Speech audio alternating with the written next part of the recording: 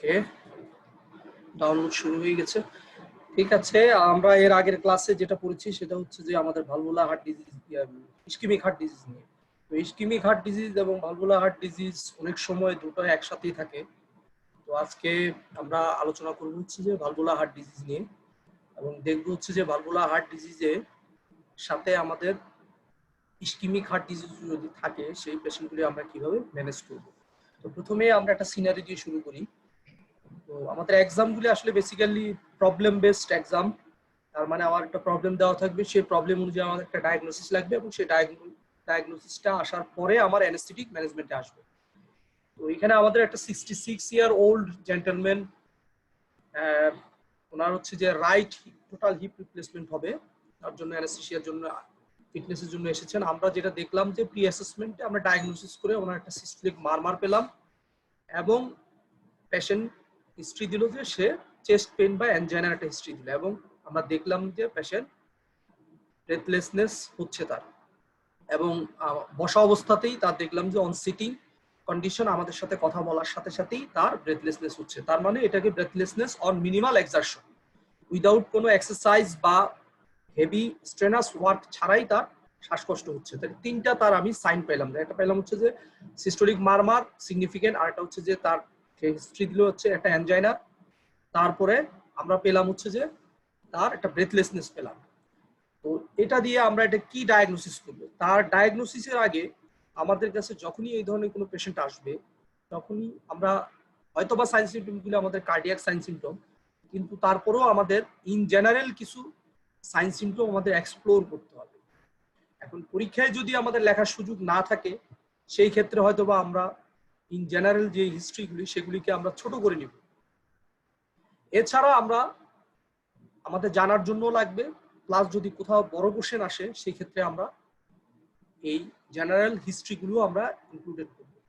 প্রথমেই যে কোনো ধরনের যদি এক ধরনের সিনারিও আসে অথবা প্রবলেম বেসড কোশ্চেন আসে, সেই ক্ষেত্রে আমাদের মাথায় একটা জিনিসই রাখতে হবে, সেটা হচ্ছে যে আমাদের পেশেন্টকে স্ট্রাকচারাল অ্যাপ্রোচে যেতে হবে।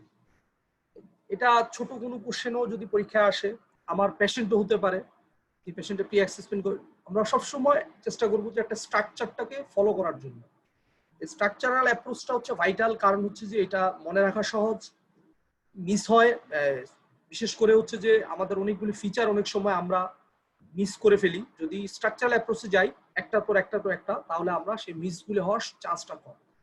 তাহলে এখানে আমরা কার্ডিয়াক হিস্ট্রি ছাড়াও তার আমরা স্ট্রাকচারাল অ্যাপ্রোচে যে কোনো পেশেন্টই এই ধরনের সিনারিও যদি নিয়ে আসে, তাহলে আমরা তার হিস্ট্রিগুলি নিব।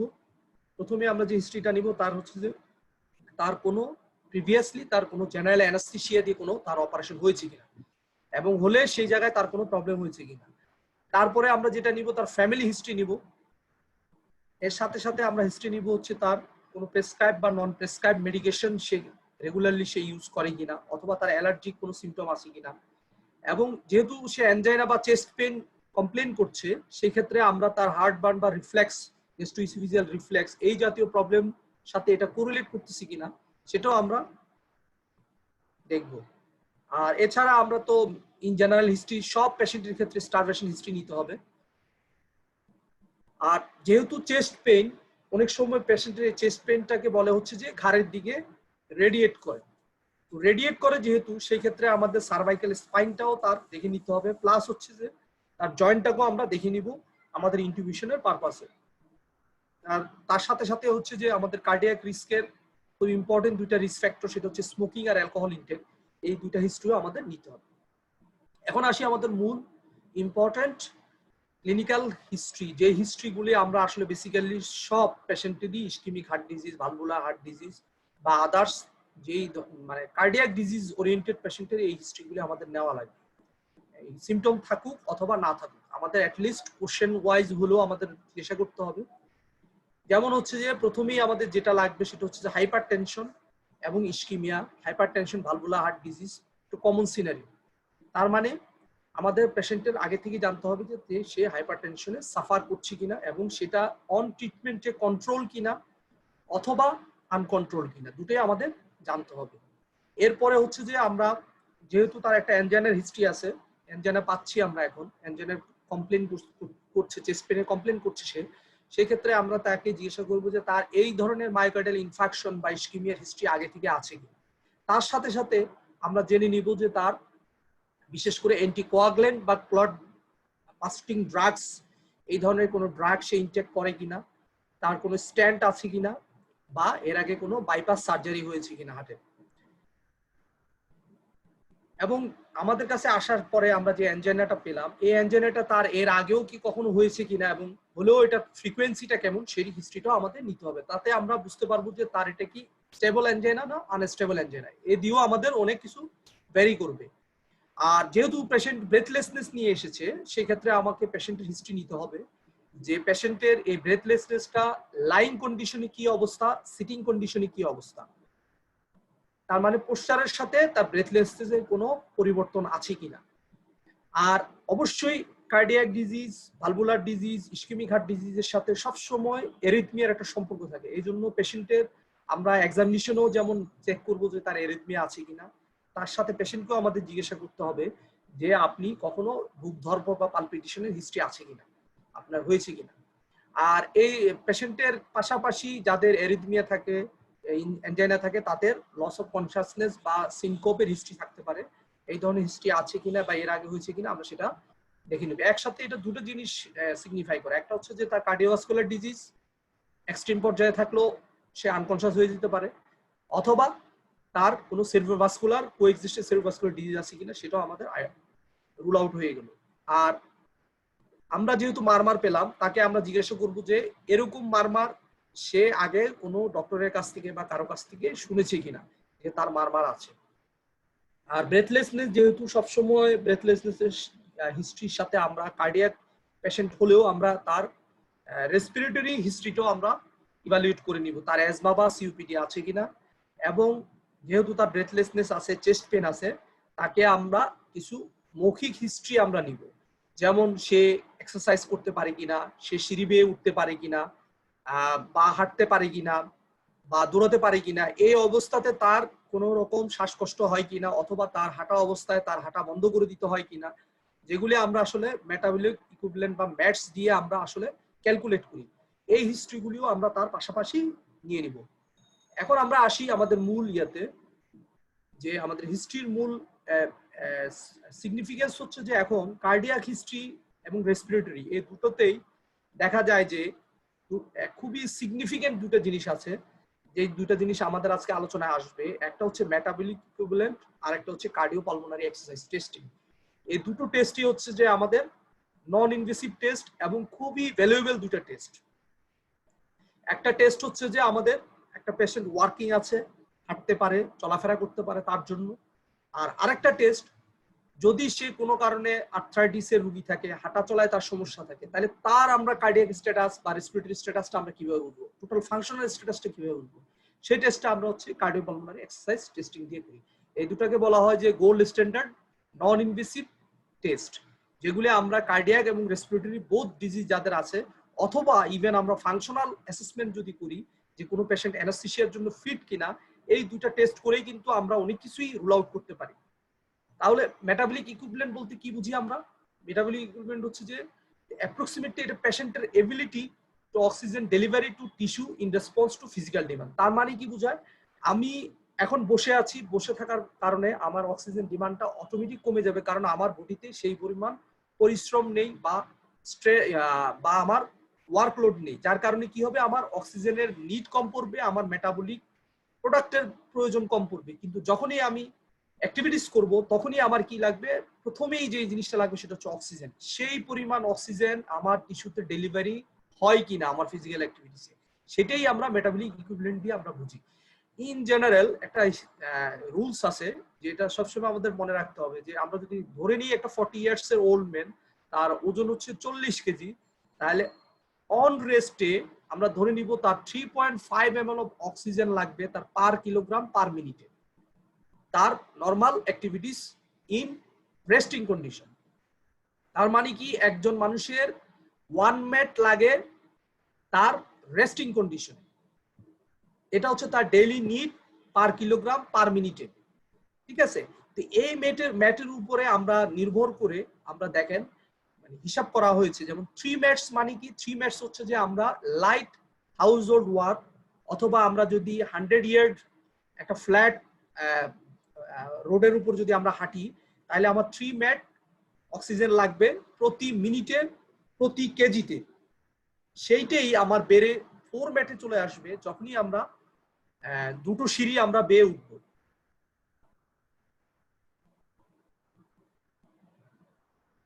আর 6 ম্যাট লাগবে যখন আমরা রান বা রানিং এ যাব, এবং এটাই 10-এর উপরে চলে যাবে যখন আমরা স্ট্রেনাস এক্সারসাইজ, স্পেশালি আমরা রানিং যদি করি, তারপরে হচ্ছে আমরা বাস্কেটবল যদি আমরা খেলি, তারপর আমরা যদি জিমে হেভি ওয়েট লিফটিং করি আমরা, অথবা আমরা যদি কোনো জিনিসপত্র ওয়েট লিফটিং করি, তাহলে সেটাকে আমরা বলতেছি যে সেই ধরনের পার্সনের জন্য 10 ম্যাটস লাগবে। মানে কি, তার 3.5 কে আপনার 10 দিয়ে গুণন দেন, তার মানে 35 ml অক্সিজেন তার টিস্যুতে ডেলিভারি হইতে হবে। সেটা যদি তার ডেলিভারি না হয়, তার মানে কি সে স্ট্রেনাস এক্সারসাইজটা করতে পারবে না। সে কি করবে, সে এক্সারসাইজটা যদি করেও সেটা অ্যানারোবিকে চলে যাবে। তার মানে কি, উইদাউট অক্সিজেনে মেটাবলিজম হবে এবং ল্যাকটিক অ্যাসিডোসিস হবে, এবং পেশেন্ট কিছুক্ষণ পরে বা পার্সন কিছুক্ষণ পরে ফেটিগ হয়ে যাবে। তার মানে আমরা দেখবো যে আমাদের বয়সের সাথে সাথেও কিন্তু আমাদের এই ম্যাটসটা কিন্তু কমে যায়। তবে আমার এখানে ব্লু কালার করা আছে দেখেন 4 ম্যাটস, অ্যাটলিস্ট 4 ম্যাটস বলা হয় যে আমাদের 4 ম্যাটস লাগবে। যদি কেউ ফিজিক্যালি অ্যাক্টিভ থাকে, তার যদি আমরা ম্যাট টেস্ট করতে পারি, কমপক্ষে তাকে দোতলা 2টা সিঁড়ি ভেঙে, তার মানে কি দোতলা পর্যন্ত তার কোনো ধরনের শ্বাসকষ্ট ছাড়া, ব্রেথলেসনেস ছাড়া, কোনো রকম পালপিটেশন ছাড়া তাকে উঠতে হবে। তার মানে দোতলা ওঠার পর যদি তার পালপিটেশন না হয়, শ্বাসকষ্ট না হয়, তার মানে তাকে দিয়ে আমি অ্যানাস্থেসিয়াটা মিনিমাম রিকোয়ারমেন্টসে আমি অ্যানাস্থেসিয়া মোটামুটি তাকে আমরা সেফ বলতে পারবো। এটাই বলা হয়েছে। দেখেন এই 4 ম্যাটটা হচ্ছে যে আপনার সবচেয়ে আমাদের কি, এটা হচ্ছে কাট পয়েন্ট। এর থেকে আমরা যদি হায়ার ভ্যালুতে যাই তাহলে আমাদের রিস্ক কমবে, লোয়ার ভ্যালুতে যদি যাই আমরা কার্ডিওভাস্কুলার এবং নিউরোলজিক্যাল কমপ্লিকেশনটা আমাদের বাড়তে থাকবে। যত ম্যাটস কমবে তত রিস্ক আমাদের বাড়তে থাকবে। এবং আমি একটু আগে যে মেনশন করেছি যে পেশেন্টের আর্থ্রাইটিস থাকবে, ভিজুয়াল ইম্পেয়ারমেন্ট থাকবে, তারা তো হাঁটতে পারবে না, তারা তো এক্সারসাইজ করতে পারবে না, তারা তো সিঁড়ি বেয়ে উঠতে পারবে না, তাদের ক্ষেত্রে আমাদের পরবর্তীতে আসবে। উপরে যে সিনারিওটা আমরা দেখছি, দেখেন সিনারিওতে কি কি জিনিস আছে। পেশেন্টের ব্রেথলেসনেস আছে, আনকনশাসনেস আর হিস্ট্রি থাকতে পারে, নাও থাকতে পারে। আমাদের এখানে শুধু ছিল চেস্ট পেন বা অ্যানজাইনা ছিল এবং ডিসনিয়া ছিল। তার সাথে যদি আমরা সিনকোপটা অ্যাড করি, তাহলে এটাকে আমরা বলতে পারি যে পেশেন্টের মেবি, যেহেতু সিস্টোলিক মারমার, আমরা এটাকে অ্যাওর্টিক স্টেনোসিসের ডায়াগনোসিসে আমরা ফেলতে পারি। তাহলে আমরা যদি এটা অ্যাওর্টিক স্টেনোসিসের ডায়াগনোসিসে ফেলি, তাহলে আমরা দেখি কেন এই 3টা সিমটমস আমার ডেভেলপ করে। অ্যানজাইনার মূল কারণটা বলা হয় যে যেহেতু অ্যাওর্টিক স্টেনোসিস থাকে, অ্যাওর্টিক স্টেনোসিস মানে হচ্ছে যে আমার অ্যাওর্টিক ভালভটা স্টেনোসড হয়ে যায়। তার মানে কি, ভালভটা আমার হার্ড হয়ে যায় এবং এই ভালভটা নরমাল ফাংশনিং থাকে না। আপনারা চিন্তা করে দেখেন, একটা দরজার কথা যদি ভাবেন, দরজায় যদি মরিচা পড়ে যায় দরজার হিঞ্জে, তাহলে আপনারা দরজাটা খুলতে আপনাদের কষ্ট হবে। তার মানে কি দাঁড়ায়, আপনি যদি দরজার মরিচা ভাঙাটা যদি আপনি ঠিক না করতে পারেন, তাহলে আপনাকে অনেক ফোর্সে, অনেক কষ্ট করে আপনাকে এই দরজাটা খুলতে হবে। আমাদের সেম, আমাদের অ্যাওর্টিক স্টেনোসিসে যখন এই ভালভটা স্টেনোসড হয়ে যায়, হার্ড হয়ে যায় এবং ফাংশনটা লস করে, তখন, কারণ অ্যাওর্টার ভালভটা যদি আমার ওপেন না হয়, তাহলে আমার cardiac ventricular, left ventricular output হবে না, কার্ডিয়াক আউটপুট হবে না। তার মানে কি, আমার বডি ব্লাড পাবে না, টিস্যু ব্লাড পাবে না। ফলে কি দেখা যায়, এই স্টেনোসড ভালভ দিয়ে সবসময় হার্ট চেষ্টা করে যে ব্লাডটা ডেলিভার করার জন্য। এখন স্টেনোস ভালভ দিয়ে কি হবে, ডেলিভারি করতে গেলে তার আস্তে আস্তে একটা সময় পরে তার হার্টটা, মাসেলটা ঠিক হয়ে যাবে। এই মাসেলটা ঠিক হয়ে যাওয়ার কারণে যেটা দেখা যায় যে আলটিমেটলি তার অক্সিজেন ডিমান্ডটা বেড়ে যায়। ঠিক আছে, আমরা চিন্তা করে দেখি একটা শুকনো মানুষ আর একটা মোটা মানুষ। শুকনো মানুষের থেকে একটা মোটা মানুষের কি লাগবে, আমার মাসেল মাস বেশি, বডি ফ্যাট বেশি, তার কি লাগবে, আমার অক্সিজেন বেশি লাগবে, খাবার বেশি লাগবে। ঠিক তাই দেখা যায় যে এই পেশেন্টগুলির হাইপারট্রফিক মায়োকার্ডিয়াল মাসেলের কারণে অক্সিজেন সাপ্লাইটা তার বেশি লাগে। যদি কোনো কারণে তার সাপ্লাইটা হ্যাম্পার হয়, তখনই তার অ্যানজাইনা শুরু হয়ে যায়। এবং তার সাথে দেখা গেছে যে অ্যাবাউট 50% অফ পেশেন্টের সিগনিফিকেন্ট করোনারি ডিজিজও থাকে অ্যাওর্টিক স্টেনোসিসের সাথে। কারণ হচ্ছে যে আমরা জানি যে যখনই ডায়াস্টল হয়, ডায়াস্টলের সময় আমার করোনারি আর্টারিতে ব্লাড সাপ্লাই হয়। তো এই পেশেন্টের ডায়াস্টলের ফেসটাও দেখা যায় যে অনেক সময় ন্যারো হয়ে যায় এবং ডায়াস্টলের সময় সে ভালোভাবে সার্কুলেশন হয় না, ফলে দেখা যায় যে এই পেশেন্টের করোনারি আর্টারিতে ব্লক না থাকলেও করোনারি আর্টারিগুলি ভ্যাজোস্পাজমের মতো হয়ে সার্কুলেশনটা কমে যায়। ফলে এদের একটা কমন কমপ্লেন হচ্ছে যে অ্যানজাইনা, এবং এই পেশেন্টগুলি আমরা অ্যানাস্থেসিয়াতে যদি আমরা অ্যাসেস না করি দেখা যায় যে ইস্কিমিয়া হয়ে এরপর ইনফেকশন পর্যন্ত হয়ে যেতে পারে।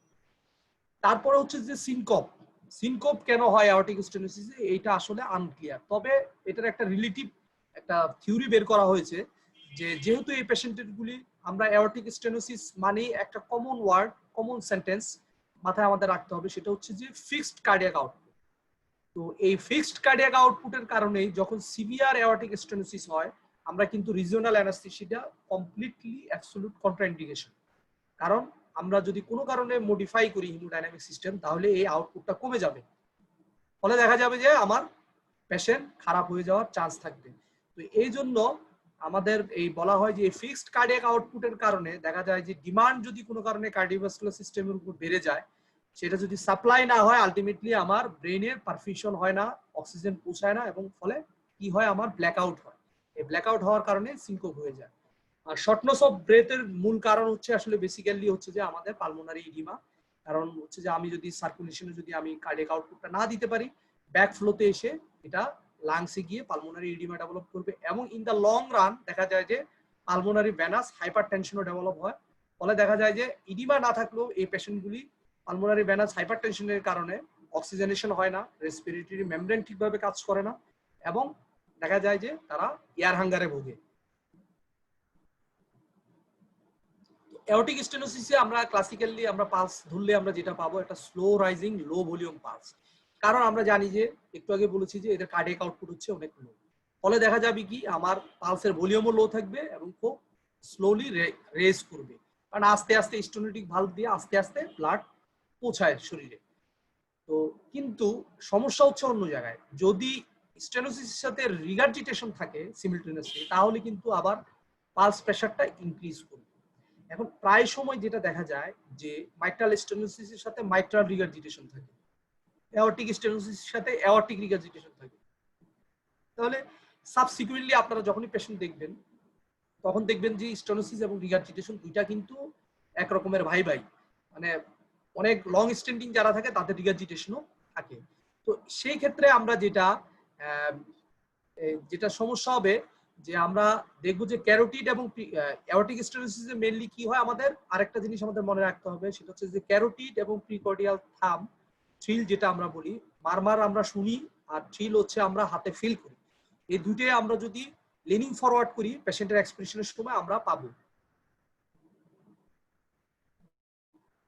এবং সবসময় মনে রাখতে হবে অ্যাওর্টিক স্টেনোসিসের এটা আমাদের কোথায় ক্যারোটিডে আমার রেডিয়েট করবে, এবং আমরা ইন্টারকোস্টাল সেকেন্ড ইন্টারকোস্টাল স্পেসে আমরা দেখব।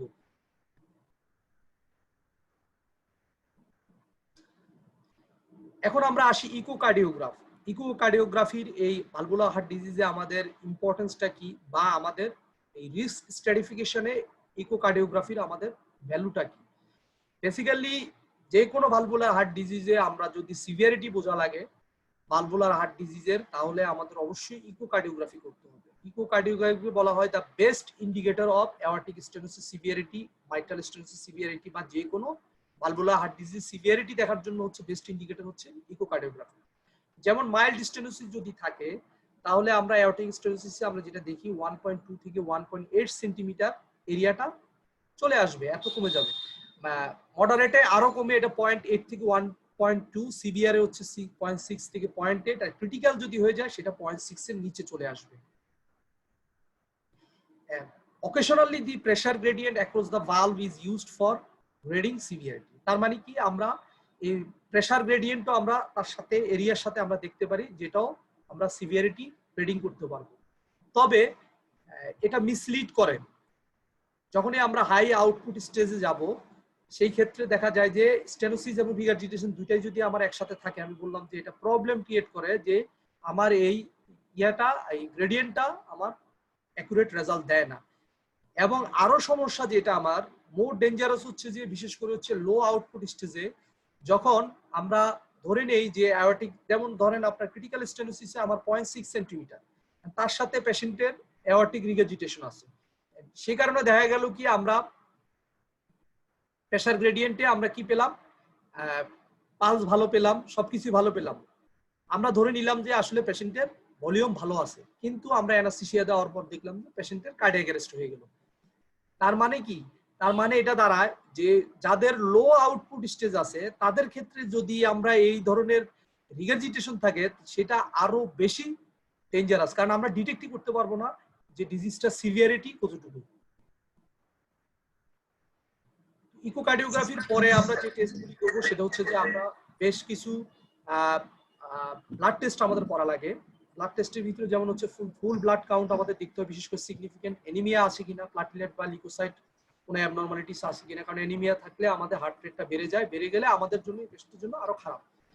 এছাড়া কমনলি আমাদের কোয়াগুলেশন স্টাডি দেখা লাগে, কারণ পেশেন্ট ভালভুলার হার্ট ডিজিজ হলে ওয়ারফেরিনের উপর থাকে এবং আমাদের অপারেশনের সময় ব্লিডিং টেন্ডেন্সি থাকতে পারে, সেই কারণে আমাদের ব্লাড গ্রুপটাও জেনে নিতে হবে। আর এরপরে ইম্পর্টেন্ট যেটা আমরা, সেটা হচ্ছে যে সেরাম ইলেকট্রোলাইট। সেরাম ইলেকট্রোলাইটটা জানতে হবে, কারণ হচ্ছে যে যাদের এই ভালভুলার হার্ট ডিজিজ থাকে তাদের ফেলুড থাকে, যে কারণে তারা ডায়াবেটিক্স পায় এবং এই ডায়াবেটিক্স এর কারণে দেখা যায় যে তার সিরাম ইলেকট্রোলাইটটা চেঞ্জ হয়। প্লাস হচ্ছে ইউরিয়া ক্রিয়েটিনিনও দেখতে হবে, কারণ তার পাশাপাশি যেহেতু তাদের লো কার্ডিয়াক আউটপুট থাকে, এই ধরনের ভালভুলার হার্ট ডিজিজে রেনাল পারফিউশনও কমে যেতে পারে, ফলে আলটিমেটলি রেনাল ফেলুরের দিকেও পেশেন্ট থাকতে পারে। এই জন্য আমরা ইউরিয়া ক্রিয়েটিনিনও আমরা দেখে নেব।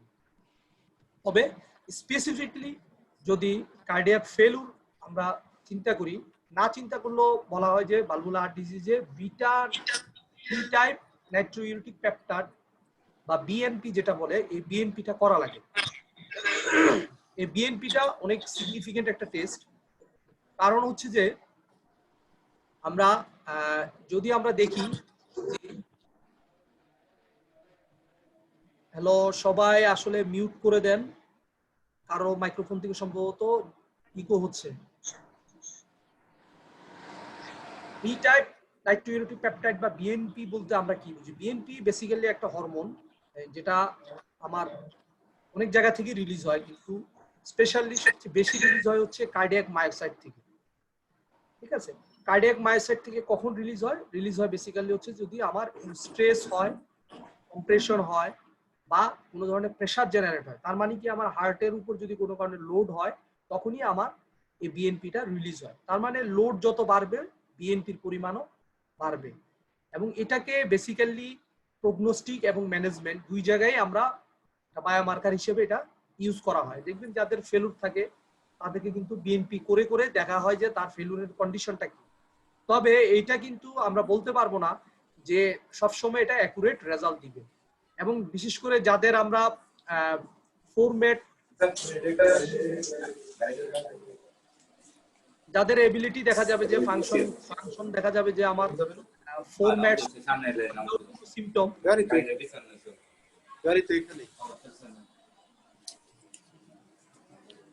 সবাই মাইক্রোফোনটা মিউট করে দেন, কাটটা মিয়ে হচ্ছে।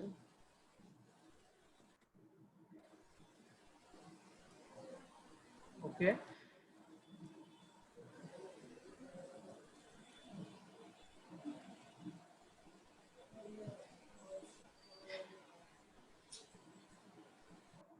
এই বিএনপিটা আসলে কোথায় কোথায় বাড়তে পারে? কার্ডিয়াক ডিজিজ ছাড়াও পালমোনারি ডিজিজ, রেনাল এবং সেপ্টিসেমিয়াতে, সেপ্টিক শকে গেলেও কিন্তু এই বিএনপি বাড়ে।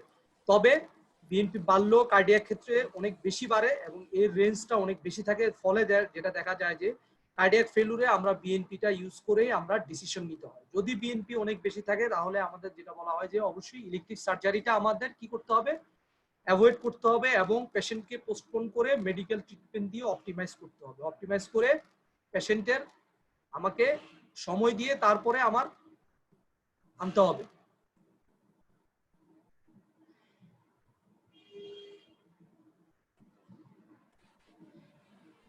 যদি কোনো পেশেন্টের, এই পেশেন্টের ক্ষেত্রে আমরা যেটা দেখতে পাচ্ছি যে কার্ডিয়াক ফেলুরও আছে, তার সাথে অ্যানজাইনাও আছে, তাহলে আমরা ফার্দার কোনো স্পেশাল কোনো ইনভেস্টিগেশন করব কিনা বা কি কি ইনভেস্টিগেশনে আমরা যাব, যদি আলাদাভাবে আমাদের ইনভেস্টিগেশন চাওয়া হয় সেই ক্ষেত্রে আমাদের ইনভেস্টিগেশনগুলি কি কি হবে? যেমন প্রথমে আমাদের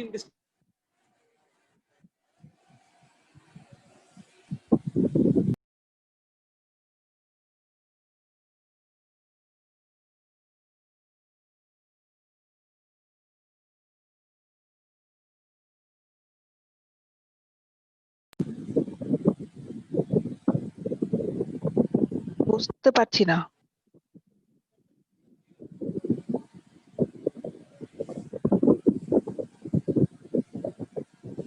কথা তো শোনা যাচ্ছে না।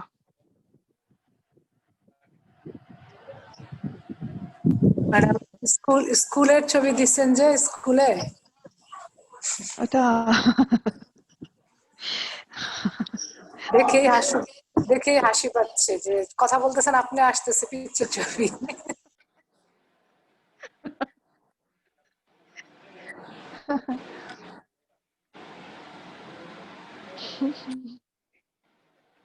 মামুন ভাই কই চলে গেল? কি হলো হঠাৎ করে?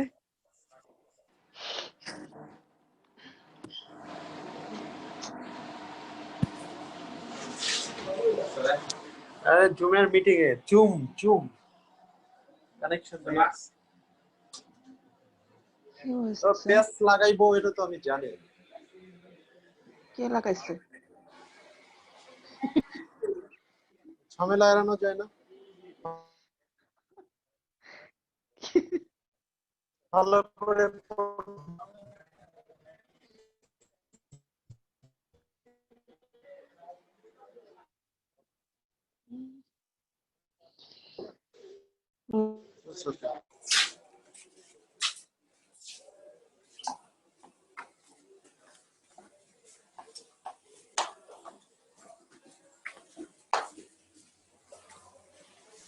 প্রচুর বৃষ্টি। ওরে কও এদিকে আইনা একবার এখানে বরাবর গাড়ি। হ্যালো হ্যালো আগে হ্যাঁ ভাইয়া, হ্যাঁ, ক্লাসে কোন পর্যন্ত ছিলাম? নেটওয়ার্কে কারণ ডিসকানেক্ট হয়ে গেছে। তাহলে সমস্যা। হ্যালো। হ্যাঁ, কোন পর্যন্ত ছিলাম আমরা লেকচারে? বিএনপি ওই পড়ানো যে হয়েছিল। হ্যাঁ হ্যাঁ বিএনপি তেই ছিলেন। বিএনপিটা কি শেষ হয়ে গেছে? হ্যাঁ বিএনপি শেষ হয়েছে ভাইয়া, তারপরে ফার্দার কি এদিকে কি নিয়ে আসতে টেস্ট কও। করতে হবে ওইখানে ছিলেন।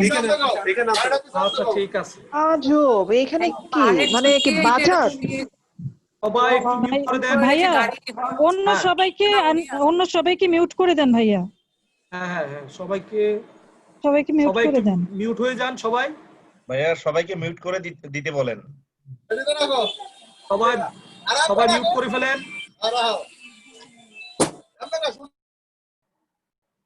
ঠিক আছে এখন? ইয়েস। তাহলে আমরা শুরু করি আবার আগে থেকে। যদি আমরা এখন এই পেশেন্টের সিনারিওটা আমরা চিন্তা করি যে তার কনজেস্টিভ কার্ডিয়াক ফেলুর ব্রেথলেসনেসের কজ হিসেবে যদি আমরা সিসিএফ বা কার্ডিয়াক ফেলুর হিসেবে আমরা ধরি এবং তার যদি অ্যানজাইনা থাকে, সেই ক্ষেত্রে আমরা হিস্ট্রি ছাড়া আমরা কি কি ইনভেস্টিগেশনে আমরা যাব। ইনভেস্টিগেশনের মধ্যে হচ্ছে যে আমাদের নন ইনভেসিভ টেস্টে যাব। প্রথমে নন ইনভেসিভ টেস্টগুলি কি কি? আমরা ইসিজি দেখব। ইসিজি কি কি জিনিস পাওয়া যাবে? আমরা ইসিজিতে এই ভালভুলার হার্ট ডিজিজে কমন একটা সিনারিও হচ্ছে এরিথমিয়া। তাহলে আমরা এরিথমিয়া পাবো। এরিথমিয়ার পাশাপাশি আমরা দেখতে পারবো আরো তার ভেন্ট্রিকুলার হাইপারট্রফি আছে কিনা, মায়োকার্ডিয়াল ইসকিমিয়া বা ইনফাকশন আছে কিনা, এই জিনিসগুলি আমরা ইসিজিতে চলে আসবে। এরপরে টেস্টে হচ্ছে যে আমাদের খুব কমনলি একটা টেস্ট করা হয়, যে টেস্টটাকে বলা হয় হচ্ছে এক্সারসাইজ টলারেন্স টেস্ট বা ইটিটি টেস্ট। তো ইটিটি টেস্টে আমরা কি দেখি? ইটিটি টেস্টে আমরা বেসিক্যালি একটা ট্রেডমিলের উপরে 6 মিনিটের মতো হাঁটানোর জন্য করা হয় এবং তার সাথে অক্সিজেন প্রোব দেওয়া হয়, অনেক সময় ইসিজি লাগানো থাকে। তো এই রিডিংস গুলি নেওয়া হয়। রিডিংস নিয়ে দেখা যায় যে মিনিমাম হচ্ছে 6 মিনিট, এটা 30 মিনিট পর্যন্ত করা হয় যদি কেউ টলারেট করে। এরপরে দেখা হয় যে তার কোনো ইসকিমিয়া আছে কিনা, তার কোনো স্যাচুরেশন ফল করছে কিনা, এটা দেখে তাকে ডিটেক্ট করা হয়। আর যেটা এর আগে বললাম যে কার্ডিওপালমোনারি এক্সারসাইজ টেস্টিং, এটা একটা ইম্পর্টেন্ট টেস্ট। এই টেস্টটা দিয়ে আমরা অনেক কিছুই অ্যাসেস করতে পারবো। আর ইকোতে আমরা আলোচনা হয়েছে যে আমরা যা যা আছে সবকিছুই পারবো। তবে এখানে বলা হয় একটা জিনিস, যে ইকো টেস্টটা হচ্ছে যে বেসিক্যালি হচ্ছে লেফট ভেন্ট্রিকুলার ফাংশন টেস্ট। এটা একটা স্ট্যাটিক টেস্ট। ইকো বেসিক্যালি আমাদের অ্যানাস্থেসিয়ার জন্য ইম্পর্টেন্ট অনেক কম। আপনারা একটা চিন্তা করেন যে একটা পেশেন্ট শোয়া অবস্থায় আছে, বেড রিটেন, আমরা ইকো করলাম। ইকো করে আমরা দেখলাম যে তার ইজেকশন ফ্র্যাকশন 40%, আমরা বা 50%, আমরা খুশি হয়ে গেলাম যে পেশেন্টের ইজেকশন ফ্র্যাকশন 50% আছে, তার ভালভুলার হার্ট ডিজিজ আছে, তার কোনো রিস্ক নাই। পেশেন্ট কিন্তু বেড রিটেন, 1 মাস ধরে বেড রিটেন, সে বেড থেকে উঠে কিন্তু কিছুই করতে পারে না। যে আমরা অ্যানেস্থেসিয়ার টেবিলে নিলাম, অ্যানেস্থেসিয়া দিতে গেলাম, যাওয়ার সময় দেখা গেল যে ইন্ডাকশনের পরেই পেশেন্টের কার্ডিয়াক অ্যারেস্ট হয়ে গেল, অ্যারিথমিয়া হয়ে কার্ডিয়াক অ্যারেস্ট হয়ে গেল। তার কারণ হচ্ছে একটাই, যে এটা আমরা একটা স্ট্যাটিক মেজার করছি যে লেফট ভেন্ট্রিকুলার ফাংশন, কিন্তু যখনই সে এই লাইং কন্ডিশন থেকে যখনই সে দাঁড়াইলো, ওয়াকিং করলো, রানিং করলো, সেই টেস্টগুলি কিন্তু আমরা করতে পারিনি। তার মানে কি, আমরা অ্যানেস্থেসিয়া যখন দিব তখন তাকে একটা স্ট্রেস দেওয়া হবে, সেই স্ট্রেসে সে টলারেট করতে পারবে কিনা সেটার কিন্তু অ্যাসেসমেন্ট তার হলো না, যেটা আমরা ইটিটি কার্ডিওপালমোনারি এক্সারসাইজ টেস্টিং এ আমরা করা সম্ভব ছিল, সেগুলি কিন্তু আমরা করিনি, যেহেতু পেশেন্ট হচ্ছে যে আমার লাইং কন্ডিশনে আছে, এগুলো আমরা করতে পারিনি। তা আমরা সিম্পল একটা ইকো করে এই পেশেন্টের অ্যানেস্থেসিয়া টেবিলে নিয়ে গেলাম, এবং দেখা গেল কি আলটিমেটলি পেশেন্টটাকে আমরা এক্সপায়ার করলাম। তো এই জন্য বলা হয়েছে যে পেশেন্টের ফাংশনাল যে রিজার্ভটা, সেই রিজার্ভটা কিন্তু আমরা ইকোকার্ডিওগ্রাফি দিয়ে আমরা বুঝতে পারি না। আমরা একটা লেফট ভেন্ট্রিকুলার ফাংশন বুঝি, কিন্তু এই ফাংশনটা আলটিমেটলি সে যখন ওয়াকিং করবে বা রানিং করবে, এই ফাংশনটা তার ধরে রাখতে পারবে কিনা অথবা সে বাড়াতে পারবে কিনা, সেটা কিন্তু আমরা অ্যাসেস করতে পারলাম না। এই জন্য ইকোকার্ডিওগ্রাফি দিয়ে কখনোই মনে রাখবেন যে valvular heart disease, ischemic heart disease কখনোই অ্যাসেস করা যাবে না, তার পাশাপাশি অন্য টেস্টগুলিও লাগবে। এরপরে আমরা আরেকটা কমন টেস্ট, যেহেতু অ্যানজাইনা আছে পেশেন্টের, আমরা চাইলে করোনারি এনজিওগ্রাফি করে তার করোনারি ভেসেলের কন্ডিশনটাও আমরা দেখতে পারি। যে পেশেন্টের আমরা ইকোকার্ডিওগ্রাফি করে দেখলাম ইনজেকশন ফ্র্যাকশন ভালো, তাকে আমরা অ্যানেস্থেসিয়া দেওয়ার আগে আমরা একটা টেস্ট করতে পারি, যেটাকে বলা হয় স্ট্রেস ইকোকার্ডিওগ্রাফ। স্পেসিফিক্যালি এটা ডোভিটামিন দিয়ে করা হয়, এই জন্য আমরা এটাকে ডোভিটামিন স্ট্রেস ইকোকার্ডিওগ্রাফও বলতে পারি। এর বেনিফিটটা হচ্ছে কি, আমরা পেশেন্টের ফাংশনটা দেখতে পারলাম হার্টের, কখন হার্ট রেটটা বাড়িয়ে বা ফোর্স অফ কন্ট্রাকশনটাকে বাড়িয়ে, তার মানে ফোর্স অফ কন্ট্রাকশনটাকে আমি যদি বাড়ায় দিই, বাড়ায় দেওয়ার পরে ইনজেকশন ফ্র্যাকশন তার কি অবস্থা সেটা আমরা দেখতে পারলাম। স্ব অবস্থাতেই পেশেন্টের আর উঠে ইটিটি কার্ডিওপালমোনারি এক্সারসাইজ টেস্টিং করার প্রয়োজন নেই। আমরা এই টেস্টটা দিয়েই যাদের এই ধরনের সমস্যা আছে তাদের আমরা বিএনপি করব, যে তার ফেলিউরটা কি কোন লেভেলে আছে, আর যদি মোটামুটি পেশেন্ট স্টেবল থাকে তাহলে আমরা ডোভিটামিন স্ট্রেস ইকোকার্ডিওগ্রামটা করব। ডোভিটামিনও রিস্ক আছে, ডোভিটামিনও আমরা যদি দেই হার্ট রেট বেড়ে গেলে অথবা ফোর্স অফ কন্ট্রাকশন বেড়ে গিয়ে যদি আবার পেশেন্টের কন্ডিশন খারাপ হয়ে যায়, সেক্ষেত্রে আবার মেজার নিতে হবে। তারপরেও আমাদের অ্যানাস্থেসিয়ার জন্য এটা এসেনশিয়াল। আর এরপরের টেস্টটা, এটা হচ্ছে একটা লেটেস্ট টেস্ট এবং খুবই ইম্পর্টেন্ট একটা টেস্ট। এখন প্রায় দেখবেন যে বাইপাস সার্জারিতে এই টেস্টটা করা হয়, কারণ হচ্ছে যে বাইপাস সার্জারির মেন গোলটাই হচ্ছে যে আমরা করোনারি বাইপাস করে দিয়ে হার্টের যে ফাংশনটা আছে সেই ফাংশনটাকে ইমপ্রুভ করা। এখন যদি কোনো পেশেন্টের হার্টের এত বড় এমআই হয়েছে তার আগে, বা এত বড় ইসকিমিয়া বা ইনফেকশন ছিল যে তার হার্টের ম্যাক্সিমাম পোর্শনটাই নষ্ট হয়ে গেছে, তাহলে তার এই বাইপাস করে খুব বেশি বেনিফিট হবে না। বাইপাস করতে গিয়ে এই পেশেন্ট দেখা যাবে যে এক্সপায়ার করবে। কার্ডিয়াক সার্জারিতে এখন অনেকগুলি জায়গায়, অনেক সেন্টারেই দেখা যায় যে এমপিআই টেস্টটা করে। এটা আর কিছুই না, এটা ডাই টেস্ট। এটা সেম করোনারি অ্যানজিওগ্রামের মতোই, এখানে ডাই দিয়ে দেওয়া হয়, ডাই দিয়ে পেশেন্টের টেস্ট করা হয় স্ট্রেস দিয়ে, যে পেশেন্টের ফাংশনটা কিরকম, হার্টের বিভিন্ন ওয়ালের ফাংশন কেমন। তার মানে এটা দিয়ে আমরা একটা এমআরআই থিয়েটারে এমআরআই এর মধ্যে ঢুকিয়ে আমরা দেখবো যে তার হার্টের ওয়াল কেমন আছে, হার্টের ফাংশনটা কেমন আছে। তো এই টেস্টটা অনেক এক্সপেন্সিভ একটা টেস্ট। তো এই টেস্টটা করে দেখা যায় যে কার্ডিয়াকে, এখন কার্ডিয়া ভাস্কুলার সার্জারিতে সাজেস্ট করেন যে একটা এমপিআই টেস্ট করে পারফিউশনটা দেখে তারপরে করা। যেই জায়গায় দেখা যাবে যে আমার 70% হার্টের ওয়াল ড্যামেজ, হার্টের ফাংশন ড্যামেজ, সেখানে আর এই বাইপাস করে খুব একটা বেনিফিট হয় না, বরঞ্চ এই পেশেন্টগুলো ওটি করার সময় দেখা যায় যে এক্সপায়ার হয়ে যেতে পারে। এখন আমরা যেটা বলেছিলাম যে একটা কমন টেস্ট, যেটা রেসপিরেটরি এবং কার্ডিয়াক দুটো পর্যায়কে একসাথে আমরা টেস্ট করতে পারি, সেটা হচ্ছে কার্ডিওপালমোনারি এক্সারসাইজ টেস্টিং টেস্ট। এবং এটাকে আমরা গোল্ড স্ট্যান্ডার্ড ধরে যে কোনো এল্ডারলি পেশেন্ট বা কোমরবিডিটি বা কোএক্সিস্টিং ডিজিজ যাদের আছে তাদের আমরা এই টেস্টটা করতে পারি। এই টেস্টে বেনিফিটটা কি? এই বেনিফিট হচ্ছে যে আমরা দুটো সিস্টেমকে একসাথে আমরা অ্যাসেস করতে পারবো, এবং যে দুটো সিস্টেম আমাদের জন্য খুবই গুরুত্বপূর্ণ, একটা হচ্ছে কার্ডিওভাস্কুলার সিস্টেম আর একটা হচ্ছে আমার রেসপিরেটরি সিস্টেম। এটা অনেকটা এক্সারসাইজ টলারেন্স টেস্ট বা ইটিটি টেস্টের অল্টারনেটিভ। ইটিটি টেস্টে শুধুমাত্র যেটা করা হয় যে ইটিটি টেস্টে দেখা হয় একটা ইসিজি নেওয়া হয়, হার্ট রেট দেখা হয়, আর এসপি2 দেখা যায়। কিন্তু আমরা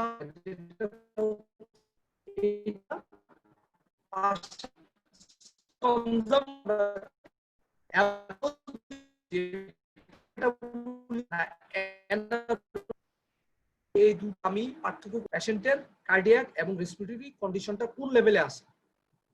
এবং এই টেস্টে আমরা কি কি জিনিস দেখি, ইসিজি দেখি, ব্লাড প্রেশার দেখি, এক্সপায়ার্ড এয়ার ফ্লো দেখি, অক্সিজেন আপটেক দেখি এবং কার্বন ডাইঅক্সাইড আউটপুট দেখি। তার মানে মোটামুটি একটা ভালো টেস্ট, যে টেস্টের মাধ্যমে আমরা অ্যানেস্থেসিয়াতে যেই প্যারামিটারস গুলি প্রয়োজন অনেক কিছুই কিন্তু এখানে চলে আসছে। ফলে আমি অ্যানেস্থেসিয়া দেওয়ার আগেই একটা ভালো অ্যাসেসমেন্ট হবে। এবং আরেকটা বেনিফিট আছে, ইটিটিতে যেটা হয় ট্রেডমিলের ভিতরে ওনারা হাঁটায়। এখন যে পেশেন্টের পায়ে সমস্যা আছে সেই পেশেন্ট তো ট্রেডমিলে হাঁটতে পারবে না। তো এই পেশেন্টগুলিরে এই সাইকেলের মাধ্যমে এই টেস্টটা করা হয়। চাইলে সে হ্যান্ড দিয়েও হাত দিয়েও সে প্যাডেলিং করতে পারে, হাত দিয়ে প্যাডেলিং করেও আমরা তার অ্যাসেসমেন্ট করতে পারি। তাইলে এখানে আমরা কি কি জিনিস দেখি, কি পরিমাণ পেশেন্ট অক্সিজেন কনজিউম করছে এবং কি পরিমাণ কার্বন ডাইঅক্সাইড প্রোডাকশন হচ্ছে এবং কোন লেভেলে গিয়ে পেশেন্টের এই অক্সিজেন কনজাম্পশনটা বেড়ে যাচ্ছে এবং পেশেন্ট আর অক্সিজেন পাচ্ছে না এবং অ্যানারোবিক মেটাবলিজমে পেশেন্ট চলে যাচ্ছে এবং কার্বন ডাইঅক্সাইডের প্রোডাকশন বেড়ে যাচ্ছে, ল্যাকটিক অ্যাসিডের পরিমাণ বেড়ে যাচ্ছে। তো এটা ম্যাক্সিমাম আমরা অ্যারোবিক ক্যাপাসিটিটা আমরা আইডেন্টিফাই করতে পারি এই টেস্টের মাধ্যমে। তো এটা আমাদের পরীক্ষাতে প্রায় সময় দেখা যায় যে সিপিইটি এটা একটা শর্ট নোট হিসেবে কিন্তু আসে। এটা একটা ইম্পর্টেন্ট জিনিস এবং নতুন জিনিস। ইন ফিউচার হয়তোবা আমরা সব পেশেন্টেরই হয়তো সিপিইটি করে হয়তোবা আমরা ওটিতে নিব, বিশেষ করে হচ্ছে যারা ইলডারলি পেশেন্ট। তো এই টেস্টের মার্কারগুলি কি কি? মার্কারে দেখেন আমরা যে ম্যাট টেস্টের সাথে আমরা যদি মার্কিং করি, এই অ্যানারোবিক থ্রেশহোল্ড মেপে দেখা গেছে যে 11 ml per K G per minute পর্যন্ত চলে যায় একটা পেশেন্টের যদি নরমাল থাকে। ঠিক আছে, এটার নিচে যদি চলে আসে তাহলে আমরা ধরে নিব যে তার কার্ডিও রেসপিরেটরি ইভেন্টস বা ডেথ হওয়ার রিস্ক অনেক গুণ বেশি। এবং ইন্টারেস্টিংলি দেখা গেছে যে 4 ম্যাটের সাথে 14 ml per K G per minute oxygen consumption পাওয়া যায়। তো আমরা নরমালি যেটা নরমাল যে ইয়াটা লেভেলটা সেটা হচ্ছে যে নরমালি দেখা যায় যে 16 থেকে 18 ml 20 ml পর্যন্ত অক্সিজেন আমরা কনজিউম করতে পারি অ্যানারোবিক থ্রেশহোল্ড পর্যন্ত। তার মানে কি আমরা 12 নিচে যদি চলে আসে, অনেক জায়গায় 11 লেখা আছে, তখনই বলা হয় যে এটা সিভিয়ার রিস্ক। এবং ম্যাটের সাথে যদি হিসাব করি দেখেন 14 ml এর সাথে এটার একটা রিলেশন আছে। তাহলে যাদের আমরা আগেই বলেছি যারা এক্সারসাইজ করতে পারছে না, এই ম্যাট বা আমরা হিস্ট্রি নিতে পারছি না, তাদের সাথে আমরা এইটা দিয়ে আমরা অ্যাসেস করে নিতে পারবো এবং এই আলটিমেটলি এর রেজাল্টের উপরে আমরা অ্যানেস্থেসিয়ার ইফেক্টও আমরা বুঝতে পারবো। এখন আমরা স্কোরিং এ আসি। আমরা গতদিনও আমরা স্কোরিং নিয়ে আলোচনা করেছি। আমরা গতদিন যে স্কোরটা নিয়ে আলোচনা করেছি সেটা হচ্ছে লি স্কোর। আরেকটা স্কোর আলোচনা করেছি আমরা সার্জারি অনুযায়ী মেজর, মডারেট এবং হচ্ছে মাইল্ড, এটা দিয়ে। এছাড়া এখানে আমরা আরো জানি যেটা আমেরিকান সোসাইটি অফ অ্যানেস্থেসিওলজিস্টের আমরা একটা স্কেল আছে 1 থেকে 6 পর্যন্ত, 1 থেকে 5 পর্যন্ত বেসিক্যালি গ্রেড করা হয় ডিজিজ অনুযায়ী, তো ডেথ রেট অনুযায়ী। এছাড়া আমরা আজকে আলোচনা করব আরেকটা ইন্ডেক্স, আরো দুটো ইন্ডেক্স নিয়ে আমরা আলোচনা করব। এটাকে বলা হয় যে গোল্ডম্যান কার্ডিয়াক রিস্ক ইন্ডেক্স, বিশেষ করে নন কার্ডিয়াক সার্জারির জন্য। তো এই গোল্ডম্যান এই ইন্ডেক্সটার মধ্যে 9টা ইন্ডিপেন্ডেন্ট স্কোর আছে। ঠিক আছে, তো এই স্কোরে দেখা গেছে স্কোরের হাইয়েস্ট স্কোর হচ্ছে 25 এবং যে স্কোরে 25 যদি কারো স্কোর থাকে তাহলে তার মর্টালিটি বা ডেথের রেট হচ্ছে 56% এবং কার্ডিওভাস্কুলার কমপ্লিকেশন হওয়ার রিস্ক হচ্ছে 22%। তার মানে কতটা রিস্ক এই স্কোর ফ্যাক্টর ইন্ডেক্স গুলি দেখেন। ইন্ডেক্সে কি কি আমাদের আছে, যেমন থার্ড হার্ট সাউন্ড যদি থাকে কারো, থার্ড হার্ট সাউন্ড মানে তো আমরা জানি যে এটা হচ্ছে ভালভুলার হার্ট ডিজিজ, তাহলে থাকে 11 পয়েন্ট। আর এলিভেটেড জুগুলার ভেনাস প্রেসার যদি থাকে তাহলে 11 পয়েন্ট, তাহলে কত হলো 22। Myocardial infection in past 6 month 10 point, তার মানে হলো কত 32। দেখেন 25 পয়েন্ট যদি উপরে থাকে তাহলেই 56%, মানে অর্ধেকের বেশি মানুষ মারা যাবে। তার মানে কোনো পেশেন্টের যদি 6 মাসের মধ্যে মায়োকার্ডিয়াল ইনফেকশন থাকে, জেবিপি রেস থাকে, থার্ড হার্ট সাউন্ড থাকে, সে কতটা রিস্কের মধ্যে আছে। তো তো ইসিজিতে যদি কোনো প্রিমেচিউর কন্ট্রাকশন বা এরিথমিয়া যদি থাকে সেক্ষেত্রে 7 পয়েন্ট, আর প্রিমেচিউর ভেন্ট্রিকুলার কন্ট্রাকশন পিভিসি যেটা বলে, পিভিসি যদি 5 এর বেশি থাকে 7 পয়েন্ট, বয়স যদি 70 এর উপরে হয় 5 পয়েন্ট, ইমার্জেন্সি প্রসিডিউর হলে 4 পয়েন্ট, ইন্ট্রাথোরাসিক ইন্ট্রাঅ্যাবডোমিনাল অ্যাওর্টিক সার্জারি হলে 3 পয়েন্টস, আর পোর জেনারেল স্ট্যাটাস বা বেড রিডেন যদি হয় 3 পয়েন্টস। তাহলে এই স্ট্যাটাসটা আমরা এই ইনডেক্সটা অ্যাজ ইউজুয়ালি আমরা আসলে সাধারণত এটা আমরা পরীক্ষায় আসেও না, আমরা লিখিও না, বাট আমরা এটা মনে রাখতে পারি, কারণ এই স্কোরটা দিয়ে আমরা পেশেন্টের কাউন্সিলিং এর সময় আমরা আইডেন্টিফাই করে দিতে পারবো আমাদের আশা স্কোরের মতো যে আপনার মর্টালিটির রিস্কটা এতটুকু। তার মানে কি আমি পেশেন্টের সার্জারি অ্যানেস্থেসিয়ার রিস্ক বেনিফিট রেশিওটা আমরা পেশেন্টকে বলে দিতে পারবো। এই পেশেন্টের ক্ষেত্রে তাহলে আমরা অপটিমাইজ করবো কিভাবে? এখন মেন গিয়াটা তো আসেই যে আমরা এই পেশেন্টকে রুটিন অপারেশন আমরা করতে পারবো না, তার মানে রুটিন অপারেশন যদি না করা লাগে সেই ক্ষেত্রে আমাকে পেশেন্টটাকে অপটিমাইজ করতে হবে। তাহলে আমরা কিভাবে অপটিমাইজ করি? এই অপটিমাইজটা হচ্ছে যে বেসিক্যালি আমরা 3 ভাবে আমরা অপটিমাইজ করি। একটা হচ্ছে যে মেডিকেল অপটিমাইজেশন, সার্জিক্যাল অপটিমাইজেশন, আরটা হচ্ছে ইন্টেনসিভ কেয়ার, মানে আইসিইউতে রেখে অপটিমাইজ করা যদি ইমার্জেন্সি অপারেশন লাগে। মেডিকেল অপটিমাইজেশনে আমাদের কি আসে? মেডিকেল অপটিমাইজেশনে আমরা দেখব যে পেশেন্ট যদি অ্যানজাইনা থাকে তাহলে তার ইসকিমিক হার্ট ডিজিজ যদি থাকে সে আগে থেকে সেটা ট্রিটমেন্ট পেয়েছে কিনা, যদি ট্রিটমেন্ট পেয়ে না থাকে তাহলে আমরা তাকে ট্রিটমেন্ট করব। এছাড়া আমরা আরো দেখতে পারি যে তার হিস্ট্রি নিয়ে, যে তার দুতলা সিঁড়ি বেয়ে উঠলে তার অ্যানজাইনা শুরু হয়ে যায় কিনা, বা একতলা সিঁড়ি বেয়ে উঠলে তার, অথবা 150 মিটার সে হাঁটলেই তার চেস্ট পেন বা অ্যানজাইনা শুরু হয়ে যায় কিনা।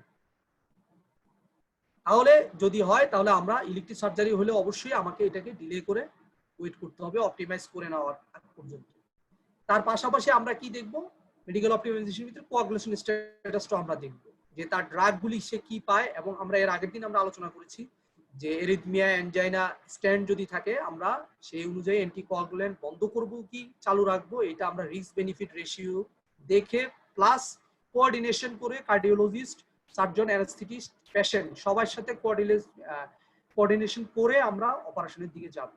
আর এরিথমিয়ার ক্ষেত্রে আমরা আলোচনা করেছি যে আমরা বিটা ব্লকার ইউজ করব, তবে ইনহিবিট করা হয় যে আগে থেকে যদি সে বিটা ব্লকার না পেয়ে থাকে তাহলে আমরা বিটা ব্লকারটা তাকে দিব না, আর যদি সে আগে থেকে বিটা ব্লকার পায় সেটাকে কন্টিনিউ করব এবং অ্যাজ পসিবল চেষ্টা করব যে এটাকে মেনটেন করার জন্য। আরেকটা জিনিস হচ্ছে যে হার্ট ফেলিউর যদি খুব সিভিয়ার স্টেজে থাকে সেই ক্ষেত্রে দেখা যায় যে বিটা ব্লকারটা ব্যবহার করা যায় না, সেই ক্ষেত্রে অন্য ড্রাগগুলি আমাদের ইউজ করতে হয়, যেমন এসি ইনহিবিটর বা এআরবি এগুলি ইউজ করা হয়। এবার আসি আমরা সার্জিক্যাল অপটিমাইজেশন। সার্জিক্যাল অপটিমাইজেশন মানে হচ্ছে যে পেশেন্টকে আমরা যদি দেখি তার করোনারি আর্টারি ডিজিজ আছে তো আমরা তাকে পিসিআই অথবা সিএবিজি করার জন্য আমরা অ্যাডভাইস করতে পারি। প্লাস যদি তার এরিথমিয়া থাকে বা কোনো আমার হার্ট ব্লক থাকে, অথবা দেখা যায় যে অনেক সময় ফেলিউর থাকে, যেমন ব্রেডিকার্ডিয়া থাকে, সাইনাস পেসমেকার ফেলিউর থাকে, তাহলে আমরা সেই ক্ষেত্রে আমরা কনসিডারেশন করতে পারি যে হার্ট ব্লকের ক্ষেত্রে বিশেষ করে 3rd ডিগ্রি হার্ট ব্লক বা 2nd ডিগ্রি যদি মোভিস টাইপ 2 হার্ট ব্লক থাকে সেই ক্ষেত্রে আমরা পেসমেকার আগেই আমরা ইনসারশনের জন্য অ্যাডভাইস করতে পারি। তো লাস্ট ওয়ান, যে থার্ড ওয়ান হচ্ছে আমাদের ইন্টেনসিভ কেয়ার অপটিমাইজেশন। এই পেশেন্টের যদি আমার এখন ইমার্জেন্সি অপারেশন হয় তাহলে আমরা এই পেশেন্টকে আমরা ইন্টেনসিভ কেয়ারে রেখে আমরা অপটিমাইজ করে তারপর পেশেন্টটাকে আমরা সার্জারিতে নিয়ে যাব। তো এই ক্ষেত্রে মেইনলি হচ্ছে অপটিমাইজেশনটা কি লাগে আমাদের? ফ্লুইড এবং আয়োনোট্রপ। ঠিক আছে, আমরা যদি পেশেন্ট ডিহাইড্রেটেড থাকে, একটা রোড ট্রাফিক অ্যাক্সিডেন্টের রোগী যদি এরকম নিয়ে আসে, অথবা যদি একটা ডায়রিয়ার পেশেন্ট ডিহাইড্রেটেড হয়ে আসে, এই ধরনের সিনারিও নিয়ে আসে, তখন তো আমাকে পেশেন্টকে অপটিমাইজ করতে হবে। অপটিমাইজ না করেই তো আমার নামা যাবে না, যতই ইমার্জেন্সি হোক।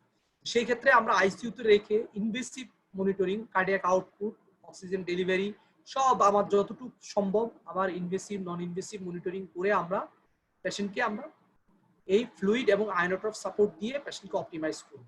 এবং এই থিওরির উপরে এই ইয়াটা আসলে বেসিক্যালি হচ্ছে ব্ল্যান্ড অ্যান্ড শু মেকার, ওনারাই প্রথম এই মেথডে এই ইন্টেনসিভ কেয়ারে রেখে মনিটরিং করে অপটিমাইজেশন করে পেশেন্টের ট্রিটমেন্ট করেছেন, এবং যেটা দেখেছেন যে তারা অনেক ইমপ্রুভ রেজাল্ট পেয়েছে। আর মোর রিসেন্টলি যেটা দেখা গেছে যে সেটা হচ্ছে যে মেজর সার্জারি যেগুলো হাই রিস্ক সার্জারি, এই সার্জারিগুলিতে কার্ডিওপালমোনারি এক্সারসাইজ টেস্টিংটা এটার সাথে যোগ করে দেখা গেছে যেটা যাদের 11 ml পার কেজি পার মিনিটের নিচে থাকে তাদেরকে ইন্টেনসিভ কেয়ারে তারা অ্যাডমিট করেছে, ইনভেসিভ মনিটরিং করেছে, ফ্লুইড আয়োড্রপ দিয়ে অপটিমাইজ করে তারপর গিয়ে তারা ওটিতে নিয়েছে, বিশেষ করে ইমার্জেন্সি অপারেশনের ক্ষেত্রে। তো দেখেছে তারা যে তাদের এই মর্টালিটিটা 18 মানে 18% থেকে রিডিউস হয়ে এটা 8.9% বা 9% নেমে আসছে। তার মানে 50% মর্টালিটি রিডিউস হয়ে গেছে শুধুমাত্র কার্ডিওপালমোনারি এক্সারসাইজ টেস্টিং এর মাধ্যমে অ্যানারোবিক থ্রেশহোল্ডটা দেখে টেস্টটা করার জন্য এবং ইন্টেনসিভ কেয়ারে অপটিমাইজ করতে। তার মানে আমরা কি এই ধরনের পেশেন্টগুলিকে আমরা অপটিমাইজের দিকে জোর দিব। তো আমাদের অ্যাওর্টিক স্টেনোসিস এবং কার্ডিয়াক ফেলুর বিশেষ করে হচ্ছে মানে একেবারে খারাপ কন্ডিশনে যে পেশেন্টগুলি থাকে, আমরা এর আগের দিন কার্ডিয়াক ফেলুর নিয়ে আলোচনা করেছি যেগুলি মোটামুটি অপটিমাইজ। তো এই পেশেন্টগুলি কিভাবে আমরা ম্যানেজ করবো এটা শেষ হলো। এরপরে টপিকসটা হচ্ছে যেটা কমন টপিকস, যদিও এটা একটা রেয়ার কিন্তু আমরা পেশেন্ট পেয়েছি এবং পরীক্ষাও মাঝে মধ্যে আসে, সেটা হচ্ছে যেটা কমনিয়া পেরিপার্টাম কার্ডিওমায়োপ্যাথি, যেটা ডায়ালেটেড কার্ডিওমায়োপ্যাথি বলা হয়, ডিসিএম। জানি যে প্রেগনেন্সিতে এটা অনেক সময় কমন হয়ে যায়। তো যেসব জায়গায় হচ্ছে যে যেমন আমাদের ঢাকা মেডিকেলে দেখা যায় যে এই ধরনের পেশেন্ট মাঝে মধ্যে আসে, এই পেশেন্টগুলিকে ম্যানেজ করা হচ্ছে যে ভেরি ডিফিকাল্ট। তো পেরিপার্টাম কার্ডিওমায়োপ্যাথি বা ডায়ালেটেড কার্ডিওমায়োপ্যাথি নিয়ে উইথ প্রেগনেন্সি নিয়ে আমাদের এই সিনারি থাকতে পারে অথবা শর্ট নোট হিসেবে থাকতে পারে, তাহলে আমাদের এটা সম্বন্ধে আমাদের একটা ভালো ধারণা থাকতে হবে আমাদের পেশেন্ট ম্যানেজমেন্টের ক্ষেত্রে। তো কাদের আমরা বলতেছি পেরিপার্টাম কার্ডিওমায়োপ্যাথি, কারণ এই পেশেন্টের তো আগে থেকে কোনো কার্ডিওমায়োপ্যাথি ছিল না, প্রেগনেন্সি রিলেটেডই প্রেগনেন্সির সময় এই কার্ডিওমায়োপ্যাথিটা ডেভেলপ করে। তো এটাতে দেখা গেছে যে এটা 4টা ক্রাইটেরিয়া হলে আমরা এটাকে বলতে পারি পেরিপার্টাম কার্ডিওমায়োপ্যাথি।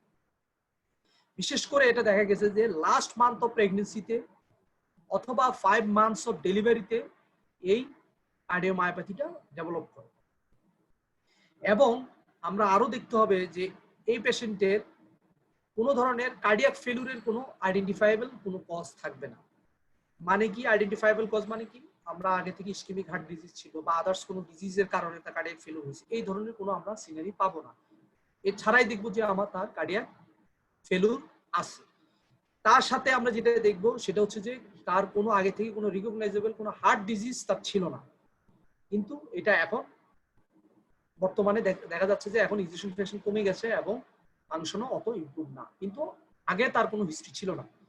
এরপরে আমরা যেটা ইকোকার্ডিওগ্রাফিতে যেটা দেখবো যে ইনজেকশন ফ্র্যাকশন লেস দেন 45%, তার মানে ইনজেকশন ফ্র্যাকশন কি পরিমাণ কমে যায় এবং এমনও দেখা যায় যে 20% পর্যন্ত নেমে আসে ইনজেকশন ফ্র্যাকশন, মানে এত খারাপ অবস্থা। এবং এর সাথে আরো কিছু রিস্ক ফ্যাক্টর আছে যেগুলির কারণে এই পেশেন্টগুলি সাধারণত এই পেরিপার্টাম কার্ডিওমায়োপ্যাথি ডেভেলপ হওয়ার কারণ প্লাস আরো খারাপ হওয়ার কারণ সেটা হচ্ছে যে বিশেষ করে যাদের মাল্টিপ্যারিটি থাকে, অনেক বেশি প্রেগনেন্ট থাকে, অনেক বাচ্চা নেয়, তাদের মাল্টিপ্যারিটি থাকে, প্লাস হচ্ছে যাদের ম্যাটারনাল এজটা থাকে অনেক অ্যাডভান্স 40-45 ইয়ার্সে যারা বাচ্চা নেয়, তারপরও যদি মাল্টিফিটাল প্রেগনেন্সি যদি টুইন থাকে অথবা আরো বেশি বাচ্চা থাকে, প্রি এক্লাম্পসিয়া যদি তার সাথে থাকে অথবা গ্যাস্ট্রেশনাল হাইপারটেনশন যদি থাকে, আবার বলছি যে আফ্রিকানে গ্রুপে এই ডিজিজটা অনেক বেশি। সিমটমস কি পাবো আমরা? সিমটমস আমরা আসলে নরমালি একটা কার্ডিয়াক ফেলুর যে সিমটমস গুলি থাকে সেই সিমটমস গুলি আমরা পেয়ে থাকি, যেমন হচ্ছে যে ফ্যাটিক থাকবে পেশেন্টের, ইডিমা থাকবে, হোল বডিতে ইডিমা থাকবে অথবা লেগ ইডিমা দিয়ে শুরু হবে, ডিসপনিয়া থাকবে। এবং তার সাথে দেখা যাবে যে সমস্যাটা কোথায়, সমস্যাটা হচ্ছে যে এই ইডিমা, রেসপিরেটরি ডিস্ট্রেস, দুর্বলতা, ফ্যাটিকনেস এগুলি কিন্তু প্রি এক্লাম্পসিয়া বা এক্লাম্পসিয়ার সাথেও কিন্তু রিলেটেড অথবা প্রেগন্যান্সি ইনডিউস হাইপারটেনশনের সাথেও কিন্তু এগুলি রিলেটেড। ফলে দেখা যায় কি এই পেরিপার্টাম কার্ডিওমায়োপ্যাথিটা ডায়াগনোসিস হয় না এবং এটাই সবচেয়ে বেশি হয়। গাইনোকোলজিস্টরাও ডায়াগনোসিস করতে পারে না, কিন্তু আমাদের কাছে যখন আসে আমরা এই রোগীটাকে ডায়াগনোসিস করতে হবে এবং ডায়াগনোসিস আমরা যদি না করতে পারি তাহলে ম্যাসাকার হয়ে যাবে, কারণ আমরা অ্যানাস্থেসিয়া দেওয়ার পরে এই রোগী খারাপ হয়ে যাবে। যেমন এখানে একটা কেস রিপোর্ট দেওয়া আছে, আমি একটা কেস দিয়েছি, যে কেসটা দেখলে বুঝতে পারবেন যে রোগীটা কতটা খারাপ। যে a 32 year old multigravida with a 36 weeks twin pregnancy, দেখেন আমি বলছিলাম যে মাল্টি প্রেগনেন্সি যদি থাকে, টুইন প্রেগনেন্সি আছে, was schedule for an elective lower uterus caesarean section. আর obstructive history regarding previous pregnancies and deliveries was unremarkable, তার মানে তার আগে থেকে আগের প্রেগনেন্সিতে ডেলিভারিতে কোনো সমস্যা ছিল না। Since past 4 weeks she complained of progressive porcine fatigue and dyspnea on exertion. A cardiology consultation lead to diagnosis of peripartum cardiomyopathy. তার মানে কি কার্ডিওলজিস্ট আগে থেকেই ডায়াগনোসিস করে দিছে। ডায়াগনোসিস যদি না করে দেয় তাহলে তো আমাদের জন্য সমস্যা। Management was started with digoxin, furosemide and potassium supplement. তার মানে কি হার্টের ফাংশনটাকে ইমপ্রুভ করার জন্য ডিগক্সিন দেওয়া হয়েছে, ফুরোসেমাইড ডায়ুরেটিক্স দেওয়া হয়েছে ইউরিন আউটপুট মাধ্যমে যাতে এক্সট্রা ভলিউম অফ ওভারলোড যেটা কমে যায় এবং ফ্লুইডটা রিটেনশন না হয়, প্লাস এই ডায়ুরেটিক্সের কারণে পটাশিয়াম লস হওয়ার কারণে তার পাশাপাশি পটাশিয়াম সাপ্লিমেন্টেশনও দেওয়া হয়েছে। একটা 2D ইকোকার্ডিওগ্রাম করা হয়েছে। ইকোকার্ডিওগ্রামে দেখা গেছে কি তার লেফট এট্রিয়াম এবং লেফট ভেন্ট্রিকল দুটোই ডায়ালেটেড, যেটা আমরা বললাম যে মোস্ট কমনলি হচ্ছে ডায়ালেটেড কার্ডিওমায়োপ্যাথি ডেভেলপ করে। এবং দেখা গেছে কি গ্লোবালি তার পুরো লেফট ভেন্ট্রিকলটাই হাইপোকাইনেটিক, তার মানে কোনো মুভমেন্ট নাই। এখানে কিন্তু তার ইসকেমিয়া হয়নি, ইনফেকশন হয়নি, এমনিতেই তার কি হয়ে গেছে ডায়ালেটেড হয়ে তার ফাংশনটা লেস হয়ে গেছে এবং ইজেকশন ফ্র্যাকশন দেখা গেছে কি 16 থেকে 20% এর কাছাকাছি। এবং তার পাশাপাশি দেখা যাচ্ছে কি এওরটিক এবং মাইট্রাল রিগার্জিটেশনও তার হয়ে গেছে এবং ইসিজিতে দেখা যাচ্ছে তার সাইনাস টেকিকার্ডিয়া আছে এবং নন স্পেসিফিক এসটিকিউ এর অ্যাবনরমালিটি, তার মানে কি একটা ইসকেমিয়ার সাইনও তার আছে। ব্লাড টেস্ট করে দেখা গেছে যে পেশেন্টের কোনো ধরনের কোনো অ্যাবনরমালিটিস নাই। পেশেন্টকে 15 ডিগ্রিতে ওয়েজ বা 15 ডিগ্রি হেড আপ করে আমরা পেশেন্টকে রাখতে হচ্ছে ডিউ টু তার ডিসনিয়ার জন্য। পেশেন্ট পেল, রেসপিরেটরি রেট অনেক বেশি, টেকিপনিক এবং অসকালটেশনের লাং দেখলাম আমরা ক্লিয়ার, তারপরেও কিন্তু তার ডিসনিয়া হচ্ছে, এয়ার হাঙ্গার হচ্ছে। অ্যালাম্পেথিক রেট 2, পেশেন্টের বেস ব্লাড প্রেশার কিন্তু কম 100/70 এবং হার্ট রেট হচ্ছে 116 মিলি রেসপেক্টিভলি। সো আপনারা বুঝতে পারতেছেন এটা একটা আমাদের জন্য নাইটমেয়ার যে সিনারিও, কারণ এই সিনারিওতে এই পেশেন্টের ওটি করতে গেলে আমাদের অনেকগুলি জিনিস মাথায় রাখতে হবে। সেগুলি আমরা বলতে পারবো না যে আমরা 100% যে পেশেন্টটাকে আমরা সেভ করতে পারবো, বাট আমরা চেষ্টা করতে পারি। সেই জায়গাগুলি ফোকাস করা হচ্ছে তার নিচে। আমরা এখানে মেইন থেরাপিটা হচ্ছে কি এই পেশেন্টের digoxin, diuretics, sodium restriction, anticoagulation এবং বিটা ব্লকার। আমরা এখানে অ্যান্টিকোয়াগুলেশনের কথাটা মেনশন করিনি, তো আমরা অ্যান্টিকোয়াগুলেশনটা অবশ্যই লাগবে, কারণ এই পেশেন্টগুলি সেম ভালভুলার হার্ট ডিজিজের মতোই আমার অ্যান্টিকোয়াগুলেশন সাপোর্ট লাগে, কারণ হচ্ছে যে এদের এরিথমিয়া থাকে এবং এদের অ্যাম্বুলিজম হওয়ার চান্স থাকে, ফলে এদের আমাদের অ্যান্টিকোয়াগুলেশন দিতে হবে। তাহলে অপটিমামলি যদি আমরা এটা ম্যানেজ করতে হয় তাহলে আমাদের কি কি জিনিস আমাদের টার্গেট হচ্ছে যে আমাদের অ্যানেস্থেটিক টেকনিকটা কি হবে, তারপর হচ্ছে যে আমাদের হিমোডাইনামিক গোলটা কি হবে, কারণ আমরা চাই না যে তার ব্লাড প্রেশারটা ফল করুক অথবা বাড়ুক, একটা বাড়ুক অথবা কমুক। তো এই ক্ষেত্রে আমরা যদি জেনারেল অ্যানেস্থেসিয়াতে দিই, জেনারেল অ্যানেস্থেসিয়াতে যেটা দেখা যায়, জেনারেল অ্যানেস্থেটিক যে ড্রাগগুলি আমরা ইউজ করি সেগুলো সবগুলি হচ্ছে কার্ডিওডিপ্রেসেন্ট। ইভেন থায়োপেন্টাল, নার্কোটিক্স অথবা ইনহেলেশন এজেন্ট যাই আমরা ইউজ করি না কেন সবগুলি হচ্ছে আমার কার্ডিওডিপ্রেসেন্ট, ফলে এই জেনারেল অ্যানেস্থেসিয়া ড্রাগও আমার রিস্ক আছে। তার সাথে আমি শুধুমাত্র যদি ওপিওয়েড বেস ইন্ডাকশন করি সেক্ষেত্রেও দেখা যাবে যে পেশেন্টের পোস্ট অপারেটিভ ভেন্টিলেশন লাগতে পারে বোথ মাদার অ্যান্ড নিউবর্ন দুজনেরই। এবং আমরা যখন রিপিট ইন্ডাকশন করব সেই ইন্ডাকশনের সময় আমার কার্ডিয়াক ফাংশনটা তার এক্সট্রিমলি চ্যালেঞ্জিং, কারণ যে ওই সময় আমার কার্ডিয়াক ফেলিউর হয়ে যেতে পারে, হাইপোক্সিয়া হইতে পারে, হাইপোক্সিয়ার কারণে আরো খারাপ হয়ে যেতে পারে পেশেন্ট, হার্ট রেট বাড়তে পারে। তার মানে কি আমি জেনারেল অ্যানেস্থেসিয়াতে পুরোপুরি যেভাবেই আমরা যাই না কেন আলটিমেটলি আমাদের এই পেশেন্টকে আমরা রিস্কের দিকে আমরা ফেলে দিব। সেজন্য আমরা চেষ্টা করবো যে এই পেশেন্টকে রিজিওনাল অ্যানেস্থেটিক দিয়ে আমরা কেয়ারফুলি আমরা ম্যানেজ করা সম্ভব হয় কিনা। এই জায়গায় আমরা যেটা দেখা যায় বেনিফিটটা কি, আমাদের এখানে stress response to laryngoscopy and intubation সেটা আমরা অ্যাভয়েড করতে পারি। প্লাস আমাদের বেনিফিট হচ্ছে যে আমরা রিজিওনাল অ্যানেস্থেসিয়া দেওয়ার জন্য ভ্যাসোডায়ালেশন হয়। ভ্যাসোডায়ালেশন হওয়ার কারণে কি হয়, ভেনাস পুলিং হবে, আমার ওভারলোডটা কমে যাবে। এবং এটা বেনিফিটেড কাদের, বিশেষ করে হচ্ছে আইসোলেটেড লেফট ভেন্ট্রিকুলার ফাংশন। যদি আমি শুধুমাত্র লেফট ভেন্ট্রিকল, যদি এই পেশেন্টের লেফট ভেন্ট্রিকলটাই শুধু ডিসফাংশন হয়ে আছে, রাইট ভেন্ট্রিকল কিন্তু তার ভালো আছে, ফলে দেখা যাচ্ছে যে আমার এই রোগীর আমি ইমপ্রুভ করতে পারবো। তাহলে আমার চয়েসটা কি, রিজিওনাল আমরা যদি চয়েস করি আমরা সেই ক্ষেত্রে চয়েস করবো হচ্ছে এপিডুরাল অ্যানাস্থেসিয়া, কারণ এপিডুরাল অ্যানাস্থেসিয়ার বেনিফিট হচ্ছে আমরা এটা গ্রাজুয়ালি করতে পারি এবং কন্ট্রোল করতে পারি আমরা হেমোডাইনামিক প্যারামিটারটা। আমরা যদি ধীরে ধীরে দেই, ড্রাগ দেই, তাহলে ব্লাড প্রেশারটা সেভাবে ফল করবে না। আর আমরা জানি যে রিজিওনাল অ্যানাস্থেসিয়াতে আমাদের T4 পর্যন্ত ব্লক করা লাগে, আলটিমেটলি T4 পর্যন্ত আমরা যদি ব্লক করতে হয়, সেই ক্ষেত্রে রিজিওনালে আমাদের অনেক বেশি ব্লক হয়ে যাবে স্পাইনাল দিলে, সেই ক্ষেত্রে আমার এপিডুরালে আমার জন্য অনেক ইজি। এবং যেটা দেখা গেছে যে আমরা তার সাথে যদি ব্লাড প্রেশার ফলো করে, আমরা যদি জুডিশিয়াস ইন্ট্রাভেনাস ফ্লুইড এবং আয়োনোট্রপ, ডোপামিন, ডোভিটামিন আমরা যদি অ্যাড করি তার সাথে, এবং লিটল অ্যামাউন্ট অফ ফ্লুইড যদি আমরা অ্যাড করি, তাহলে পেশেন্টটাকে আমরা হেমোডাইনামিক সিস্টেমটাকে আমরা কন্ট্রোল করতে পারবো। এবং এই ক্ষেত্রে দেখা গেছে যে ড্রাগ অফ চয়েস হচ্ছে যে রোপিভেকেন, 0.75% রোপিভেকেন। রোপিভেকেনের বেনিফিটটা হচ্ছে যে তার কার্ডিয়াক টক্সিসিটিটা অনেক কম, নিউরোটক্সিসিটিও কম আমরা যদি কম্পেয়ার করি পুইভেকেনের সাথে, কারণ পুইভেকেনের কার্ডিয়াক টক্সিসিটি অনেক বেশি। প্লাস হচ্ছে যে মোটর ব্লকেটটাও খুব দ্রুত রিমুভ হয়, ফলে এই পেশেন্ট যদি আমরা সময় বেশি লাগে, মোটর ব্লকেট বেশিক্ষণ থাকে, সেই ক্ষেত্রে রোপিভেকেনের ক্ষেত্রে দেখা যাবে যে সেই মোটর ব্লকেটটা কম হবে, তার মানে কি রিস্কটা অনেক কমে যাবে। এবং এখানে বলা হয়েছে যে আমরা টেস্ট ডোজে যে অ্যাড্রিনালিনটা ইউজ করি, সেই অ্যাড্রিনালিনটা আমরা ইউজ করব না, কারণ অ্যাড্রিনালিনটা আমার হার্ট রেটটা বাড়ায় দিবে এবং পেশেন্টের কন্ডিশনটা আরো খারাপ করবে। মনিটরিং এর ক্ষেত্রে আমরা কি করব, আমরা এখানে সেন্ট্রাল ভেনাস প্রেসারটা আমরা মনিটরিং মাস্ট লাগবে, এবং আমরা চাইলে জেবিপি আমরা চেক করতে পারি, জেবিপি এবং সিবিপি দুইটাই।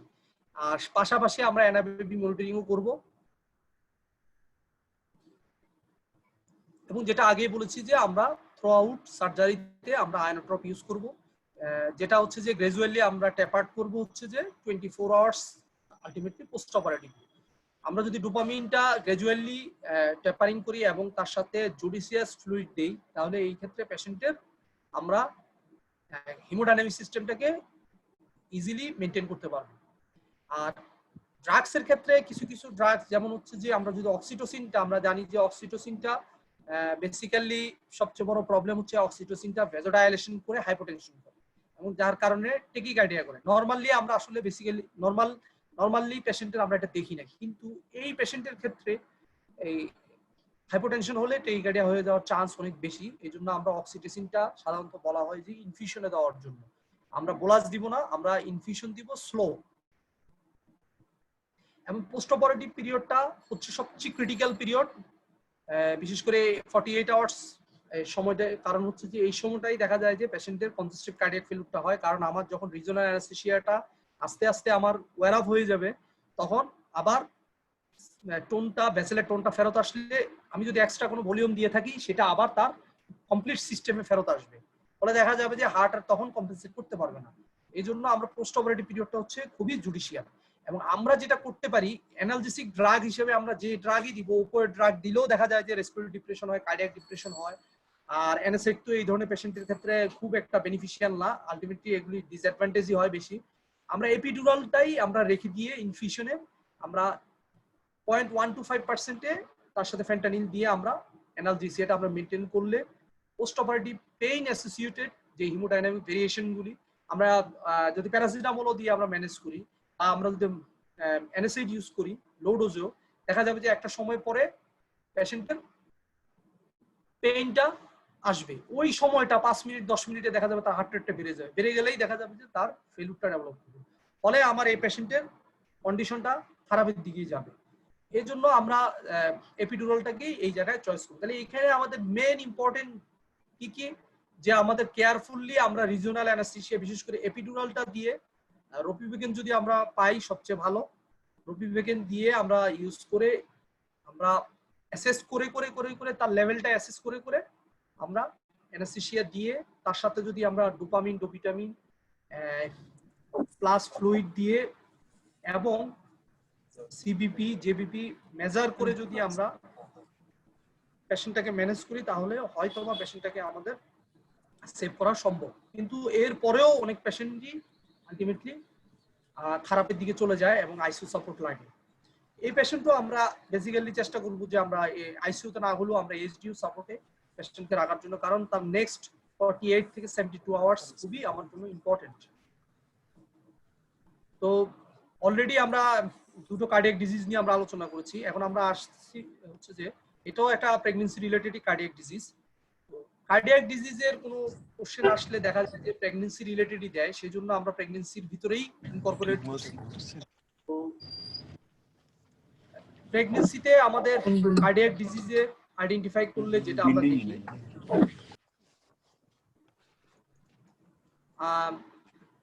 কি কি ফিচার নিয়ে প্রেগন্যান্সিতে আমার এই কার্ডিয়াক ডিজিজগুলি আসে। ফিচারগুলি হচ্ছে যে 5টা ফিচার থাকতে পারে। যেমন এই পেশেন্টের একটা লাউড ফোর্থ হার্ট সাউন্ড থাকতে পারে, একটা ডায়াস্টোলিক মারমার থাকতে পারে, অথবা সিস্টোলিক মারমার থাকতে পারে, অথবা fixed splitting second heart sound থাকতে পারে, অথবা ওপেনিং স্ন্যাপ থাকতে পারে। এগুলি সবই আমরা অসকালটেশনে পাবো। তো এই ইন্ডিকেশনগুলি নিয়ে কিন্তু ইকোকার্ডিওগ্রাফিতে আমরা যখন পাঠাই পেশেন্টকে, তখন আমরা কার্ডিয়াক ডিজিজের সিভিয়ারিটিটা আমরা বুঝি। তো বিভিন্ন কার্ডিয়াক রিস্ক ইয়া নিয়ে আমরা আলোচনা করেছি, লি, তারপরে হচ্ছে যে সার্জারি অনুযায়ী। এরপরে আমরা হচ্ছে যে আরেকটা আমরা আলোচনা করলাম আমেরিকান হার্ট অ্যাসোসিয়েশনের, বিশেষ করে হচ্ছে পয়েন্ট নিয়ে।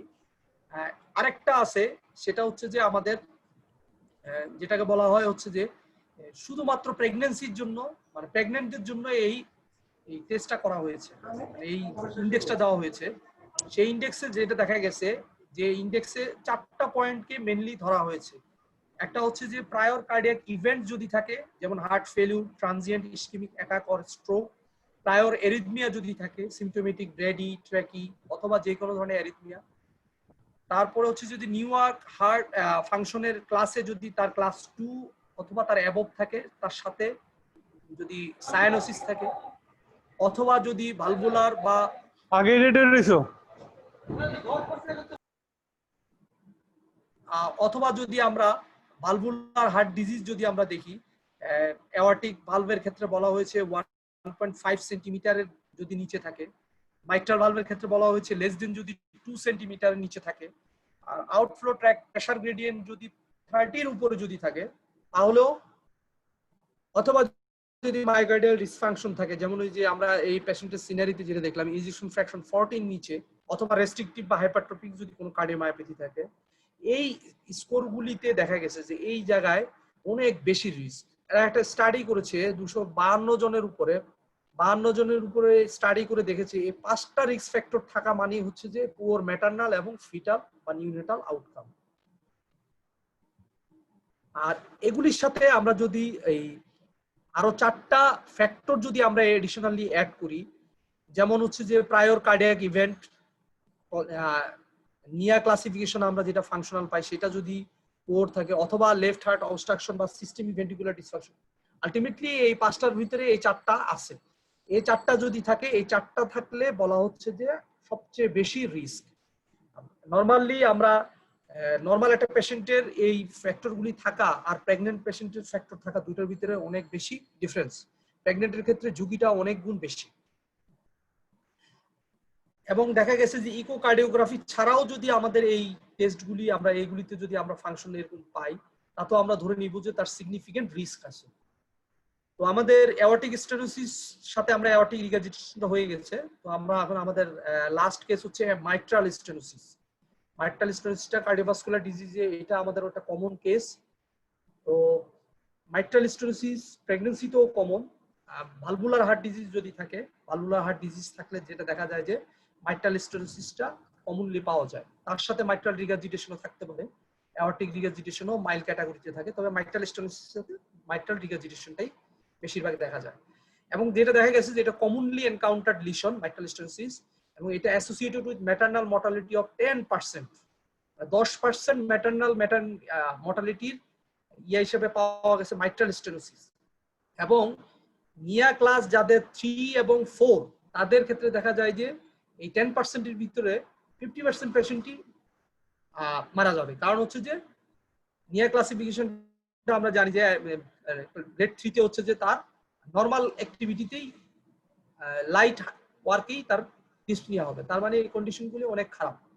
প্রেগন্যান্সিতে আমি বলেছি যে প্রেগন্যান্সিতে নরমাল কন্ডিশনের সাথে প্রেগন্যান্সি হচ্ছে যে সিভিয়ার ক্যাটাগরি। প্রেগন্যান্সিতে গ্রেড 2 অনেক খারাপ, নরমালি গ্রেড 1-2 কোনো সমস্যা নাই, কিন্তু প্রেগন্যান্সির জন্য গ্রেড 2 অনেক খারাপ, আর গ্রেড 3-4 তো আরো খারাপ। আর তার সাথে যদি এট্রিয়াল ফিব্রিলেশন থাকে তাহলে ম্যাটারনাল মর্টালিটি রিস্কটা আরো 5 থেকে 10% আরো বেড়ে যাবে।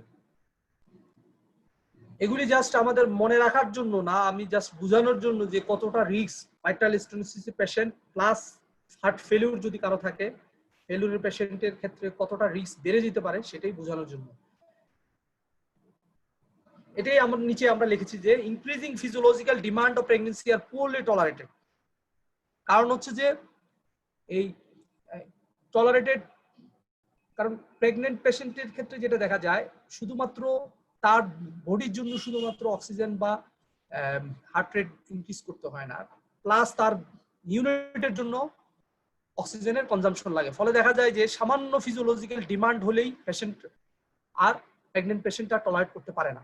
সেক্ষেত্রে দেখা গেছে যে এই মাইট্রাল স্টেনোসিস যেটা হয়, মাইট্রাল স্টেনোসিসে ধীরে ধীরে দেখা যায় যে লেফট এট্রিয়াম এবং লেফট ভেন্ট্রিকলে প্রেসার গ্রেডিয়েন্টটা বাড়তে থাকার কারণে একটা সময় গিয়ে দেখা যায় যে তার পালমোনারি ইডিমা ডেভেলপ করে, এবং পালমোনারি ইডিমাটা যদি তার সাস্টেইন করে তখন দেখা যায় পালমোনারি হাইপারটেনশন ডেভেলপ করে, এবং কনসিকুয়েন্টলি কি হয়, পালমোনারি হাইপারটেনশনের কারণে ধীরে ধীরে রাইট ভেন্ট্রিকুলার ফেলিউরটা ডেভেলপ করে, আলটিমেটলি এটা কনজেস্টিভ কার্ডিয়াক ফেলিউরে কনভার্ট হয়। ফলে দেখা যায় যে এই ধরনের পেশেন্টের ক্ষেত্রে সামান্য tachycardia, pain, anxiety, anaemia drastical change আনে পালমোনারি ইডিমাতে এবং কার্ডিওভাস্কুলার।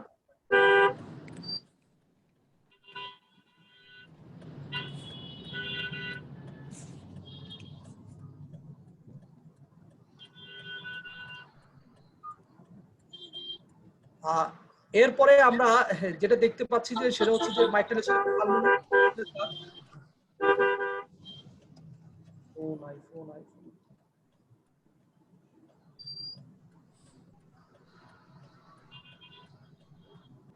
এরপরে আমরা যেটা দেখতে পাচ্ছি সেটা হচ্ছে যে আমাদের মাইট্রাল স্টেনোসিসে পালমোনারি ভাস্কুলার রেজিস্ট্যান্সটা আস্তে আস্তে বাড়ে, যেটা আমরা বললাম যে, এবং টার্মিনেশন অফ প্রেগন্যান্সিতে যতই আস্তে আস্তে ধীরে ধীরে আমরা শেষের দিকে আসতে থাকবো, শেষের দিকে দেখা যায় যে এই পালমোনারি হাইপারটেনশনটাকে যদি অ্যাড্রেস না করা হয় তাহলে দেখা যায় যে পেশেন্টের রিস্কটা আস্তে আস্তে অনেক বেড়ে যায়। এবং আমি পার্সোনালিও প্র্যাকটিক্যালি আমি ফেস করেছি যে এই ধরনের পেশেন্ট, এবং এই পালমোনারি হাইপারটেনশনও ডেভেলপ করার কারণে মাইট্রাল স্টেনোসিস ছিল, তার সাথে মডারেট ক্যাটাগরিতে ছিল, কিন্তু তার সাথে পালমোনারি হাইপারটেনশন ছিল। ফলে দেখা গেছে কি পালমোনারি হাইপারটেনশনটা বাড়তে বাড়তে ইসেন-মেঞ্জেস সিনড্রোমে কনভার্ট হয়ে গেছে, এবং ইসেন-মেঞ্জেস সিনড্রোম যদি একবার প্রেগন্যান্সির লাস্ট স্টেজ যদি ডেভেলপ করে, অথবা আমার অপারেশনের সময় অ্যানাস্থেসিয়া দেওয়ার সময় যদি ডেভেলপ করে, সেখান থেকে ব্যাক করে নিয়ে আসাটা খুবই ডিফিকাল্ট। আমরা ইসেন-মেঞ্জেস সিনড্রোমটা আমরা প্রেগন্যান্সিতে আমরা করব, কারণ কি ইসেন-মেঞ্জেস সিনড্রোমটা বেসিক্যালি ডেভেলপ করেই হচ্ছে যে প্রেগন্যান্সিতে, কারণ অন্যান্য জায়গায় এটা ম্যানেজ করা যায়, এত সিভিয়ার পর্যায়ে থাকে না পালমোনারি হাইপারটেনশনটা, কিন্তু প্রেগন্যান্সিতে গিয়ে দেখা যায় সেটা ইসেন-মেঞ্জেস সিনড্রোমে যায়। তো এটাও এক ভালভুলার হার্ট ডিজিজের ভিতরেই পড়ে, এবং ইম্পর্টেন্ট একটা শর্ট নোট, এবং আমাদের জানাও লাগবে এটাকে কিভাবে আমরা নর্মাল কন্ডিশনে রাখবো, বিশেষ করে যদি আমার এই পালমোনারি হাইপারটেনশনটা সিভিয়ার থাকে, 40 থেকে 45 এর উপরে যখন থাকবে, তখনই এই ইসেন-মেঞ্জেস সিনড্রোমে কনভার্ট হয়ে যেতে পারে পেশেন্টের। তাহলে আমরা টার্গেটটা হচ্ছে কি, আমরা এই ধরনের পেশেন্ট কি করব, আমরা এপিডুরাল অ্যানাস্থেসিয়া দিয়ে স্কিললি আমরা এপিডুরাল অ্যানালজেসিয়ার মাধ্যমে, আমরা লেভার অ্যানালজেসিয়ার মাধ্যমে আমরা ডেলিভারি করতে পারবো। আর যদি কোনো অবস্ট্রাকটিভ ইস্যু থাকে সেই ক্ষেত্রে আমরা সিজারিয়ান সেকশনে যাব, সেখানে আমরা এপিডুরাল অ্যানাস্থেসিয়াটাও আমরা খুব কেয়ারফুলি আমরা এটা এপিডুরাল অ্যানাস্থেসিয়া মেনটেন করতে হবে, কারণ আমরা টার্গেটটা থাকবে হচ্ছে যে আমাদের থোরাসিক 8 থেকে থোরাসিক 10 লেভেল পর্যন্ত যাতে আমরা মেনটেন করতে পারি মোটর, আর হচ্ছে T4 এ আমরা সেন্সরি, T6 পর্যন্ত হলেও আমরা জানি যে মোটর যদি T4 T8 পর্যন্ত থাকে, সেন্সরি T4 T6 ধরা হয়। আমরা চেষ্টা করব যে আমরা পুরোপুরি T4 পর্যন্ত না নিয়ে T6 হলেও মেনটেন করে পেশেন্টকে যাতে আমরা ম্যানেজ করতে পারি। এবং খেয়াল রাখতে হবে যে এই পেশেন্টগুলি ভেরি সেনসিটিভ টু প্রিলোড এবং আফটার লোড দুটোতেই।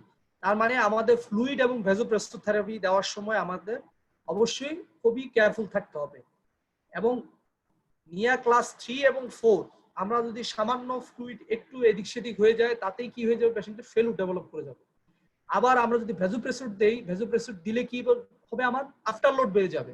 সেক্ষেত্রেও দেখা যাবে যে কারণ কি পেশেন্টের লেফট ভেন্ট্রিকুলার ফেলুর আছে, পেশেন্ট মাইট্রাল স্টেনোসিস থাকলেও তার যেহেতু সিভিয়ার লেফট ভেন্ট্রিকুলার ফেলুর থাকে, সে ডেলিভারি করতে পারে না এক্সট্রা ভলিউমটা। তার কারণে দেখা যায় যে আমরা যদি ভ্যাজোকনস্ট্রিক্টর দেই, ভ্যাজোকনস্ট্রিক্টর দিলে সেটা আরো বেড়ে যায়। আফটারলোডটা বাড়ার কারণে আলটিমেটলি পেশেন্টের পালমোনারি এডিমাটা আরো বেড়ে যায়। তাহলে সিজারিয়ান সেকশনে আমাদের মেইন টার্গেটটাই হচ্ছে কি, আমরা এপিডুরাল দিব এবং সেটা ইনভেসিভ আর্টেরিয়াল মনিটরিং যদি করা সম্ভব হয় সেটা আরো পেশেন্টের জন্য বেনিফিশিয়াল হবে। এবং তার সাথে বলা হয়েছে যদি আমাদের আইনোট্রপ বা ভ্যাজোপ্রেসর দেওয়াই লাগে সেক্ষেত্রে আমরা ফিনাইলেপ্রিনটা চয়েস করব, কারণ ফিনাইলেপ্রিনটা আমাদের প্রেগন্যান্সিতে সেফ এবং ডোজটাও আমরা দেব কম, 50 মাইক্রোগ্রাম বোলাস। তো আমাদের তো আসলে ফিনাইলেপ্রিন নাই, সেক্ষেত্রে আমরা এফিড্রিন দেওয়া লাগে, কিন্তু এফিড্রিনের সাইড এফেক্ট হচ্ছে যে আবার হার্ট রেটটা ইনক্রিজ করে, সেক্ষেত্রে আমরা খুবই লো ডোজ দিয়ে আমরা এফিড্রিন দিতে হবে। আর ফিনাইলেপ্রিন থাকলে ফিনাইলেপ্রিন আমরা অনেক বেশি বেনিফিটেড, কারণ কি এত হার্ট রেট ইনক্রিজ করে না সে। আর স্পাইনাল অ্যানেস্থেসিয়ার ক্ষেত্রে বলা আছে যে বিশেষ করে হচ্ছে যে লেভার অ্যানালজেসিয়ার ক্ষেত্রে আমরা স্পাইনাল দিতে পারি। যেমন হচ্ছে যে স্পাইনালে আমরা যদি 1 ml 0.25% বুপ্রোপিন দেই, তার সাথে যদি 10 to 20 মাইক্রোগ্রাম ফেন্টানিল দেই এবং মরফিন বা ডায়ামরফিন যদি 0.12 মিলিগ্রাম ওনারা ইউজ করে দেখেছেন যে অল্টারনেটিভলি, এটা দিয়ে ভালোভাবে লেভার অ্যানালজেসিয়া মেনটেন করা যায় উইদাউট কোনো সাইড এফেক্ট ছাড়া। তো এটা নিয়েও আমরা আলোচনা করব যে প্রেগন্যান্সিতে লেভার অ্যানালজেসিয়াটা আমরা বেসিক্যালি কিভাবে মেনটেন করতে পারি। আমরা কম্বাইন্ডও যেতে পারি, এখানে এগুলি আসছে, আমরা ডিটেইলস ওটা পরে আমরা প্রেগন্যান্সি গেলে আলোচনা করব। যে কম্বাইন্ড স্পাইনাল এপিডুরাল অ্যানাস্থেসিয়া দেওয়ার ক্ষেত্রে বলা হচ্ছে যে অবশ্যই এক্সপেরিয়েন্স অ্যানাস্থেসিওলজিস্ট দিতে হবে। আর লেস এক্সপেরিয়েন্স যারা আছেন, যারা এপিডুরাল পারেন না, তারা ইচ্ছা করলে এই সিঙ্গেল শট স্পাইনাল অ্যানাস্থেসিয়া দিয়ে বিশেষ করে লেট স্টেজ অফ লেবারে আমরা প্রেগন্যান্সিতে আমরা মেনটেন করতে পারবো, অথবা আমরা এটা দিয়েও আমরা দেখা যায় যে অ্যানালজেসিয়ার মাধ্যমে কিছুটা হলো মেনটেন করা সম্ভব হয়। আর পালমোনারি আর্টারি ক্যাথেটারাইজেশন অ্যাডভোকেট করা হয়, অ্যাডভাইস করা হয়, কিন্তু এটা সিভিয়ারিটির উপর, যদি অনেক সিভিয়ার সিমটম থাকে সেই ক্ষেত্রে পালমোনারি আর্টারি ক্যাথেটারাইজেশন যদি পসিবল হয় করা হয়। কিন্তু এই নাও এ টাইম আসলে পালমোনারি আর্টারি ক্যাথেটারাইজেশন একটু কমপ্লিকেটেড স্টেপ, সেই কারণে এটাকে আসলে ডিসকারেজ করা হয়। আর এছাড়া হচ্ছে যে আমাদের আগের ইয়ার মতোই ফ্লুইড রেস্ট্রিকশন থাকবে, ইউজ অফ ডায়ুরেটিক্স, এবং তার সাথে অবশ্যই সাপ্লিমেন্টাল অক্সিজেন তো আমরা স্পাইনালে সাধারণত দেই না, কিন্তু এই পেশেন্টের ক্ষেত্রে আমরা অবশ্যই দিব। আর যদি এখানে সবচেয়ে বেশি ইম্পর্টেন্ট যেটা বলা আছে, যদি কোনো কারণে অ্যাট্রিয়াল ফিব্রিলেশন হয়, অ্যাট্রিয়াল ফিব্রিলেশন খুবই ডেট্রিমেন্টাল, কারণ আমরা জানি যে অ্যাট্রিয়াল ফিব্রিলেশন হলে যেটা হয় আলটিমেটলি ভেন্ট্রিকুলার ফাংশনটা, লেফট ভেন্ট্রিকুলার ফাংশনটা রিডিউস করে, তার মানে কার্ডিয়াক আউটপুটটা কমে যায়। ফলে দেখা যায় যে আমার পেশেন্ট ব্লাড প্রেশার ফল করে যাবে এবং হার্ট রেট ইনক্রিজ করবে, পালমোনারি এডিমা ডেভেলপ করবে এবং খারাপ হয়ে যাবে। সেই ক্ষেত্রে বলা হয় যে কার্ডিওভার্সনটা আমরা ইনিশিয়ালি আমরা বিটা ব্লকার দিয়ে কার্ডিওভার্সন করে আমরা ম্যানেজ করব। আর যদি সময় পাই আমরা পোস্ট অপারেটিভে যদি হয় অ্যাট্রিয়াল ফিব্রিলেশন, সেই ক্ষেত্রে আমরা টিকুক্সিনও চয়েস করতে পারি, তবে এটা ফাংশনের উপরে। কার্ডিয়াক ফাংশন যদি বেশি খারাপ থাকে সেক্ষেত্রে আমরা টিকুক্সিন দেব না। আর অপারেশনের সময় আমরা বিটা ব্লকার হিসেবে স্মল শর্ট একটি আমরা এটা ইউজ করতে পারি। আর লেভেলটা বলা হয়েছে যে সিজারিয়ান সেকশনে আমরা T4 পর্যন্ত লাগে, এই জন্যই আমরা আগে আলোচনা করেছি যে স্পাইনাল অ্যানাস্থেসিয়াটা আসলে অ্যাডভাইজেবল না। আর এপিডুরালের ক্ষেত্রে আমরা বলে ফেলেছি এগুলি ক্লোজলি দিতে হবে। আর আগের মতোই অক্সিটোসিনটা অবশ্যই আমাদের কি করতে হবে, অক্সিটোসিনটা কন্ট্রাইন্ডিকেটেড, ঠিক আছে। এবং কারণ হচ্ছে যে এটা পালমোনারি হাইপারটেনশনটাকেও ইনক্রিজ করে, সিস্টেমিক হাইপোটেনশন করে, আবার পালমোনারি হাইপারটেনশনটাকে সে ইনক্রিজ করে, এজন্য বোলাস দিব না, আমরা এখানে ইনফিউশনে দিব। আর কোনো পেশেন্টের যদি বেশি খারাপ কন্ডিশন থাকে, পালমোনারি ইডিমা থাকে, সেই ক্ষেত্রে আমরা পোস্ট অপারেটিভ ভেন্টিলেশনটাও আমরা অ্যাডভাইস করতে পারি। আর প্রি এক্লাম্পসিয়া এবং ভালভুলার ডিজিজ এই দুটো যদি আমাদের একসাথে যদি থাকে, তাহলে আমাদের ধরেই নিতে হবে যে এই রোগীর খুবই খুবই ক্রিটিক্যাল, এবং এরা খুব দ্রুত পালমোনারি ইডিমা ডেভেলপ করে এবং খারাপের দিকে চলে যায়। So end of class 2। সবাই আনমিউট হন, যদি কারো কোনো কোশ্চেন থাকে কোশ্চেনে আনসার নেব।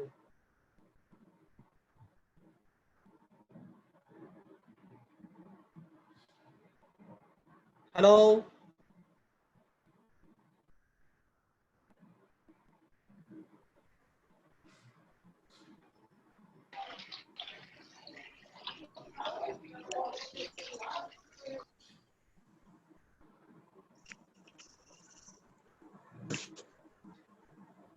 কারো যদি কোনো কোশ্চেন থাকে এই ক্লাসের উপরে?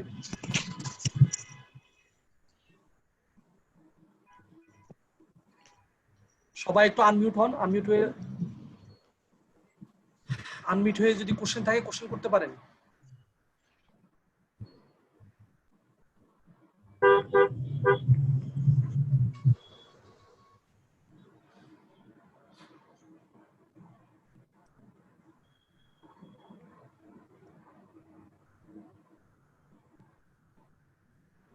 হ্যালো, কারো কি কোনো কোশ্চেন নাই?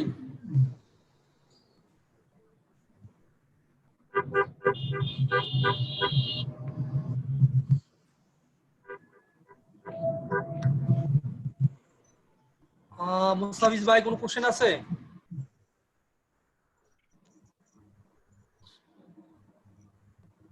ভাইয়া বইটা নিতে হবে একবারই, তারপরে কোশ্চেন পাবো। করতে হবে আপনাদের। সমস্যা নেই। আমরা তাহলে নেক্সট ক্লাসে আমরা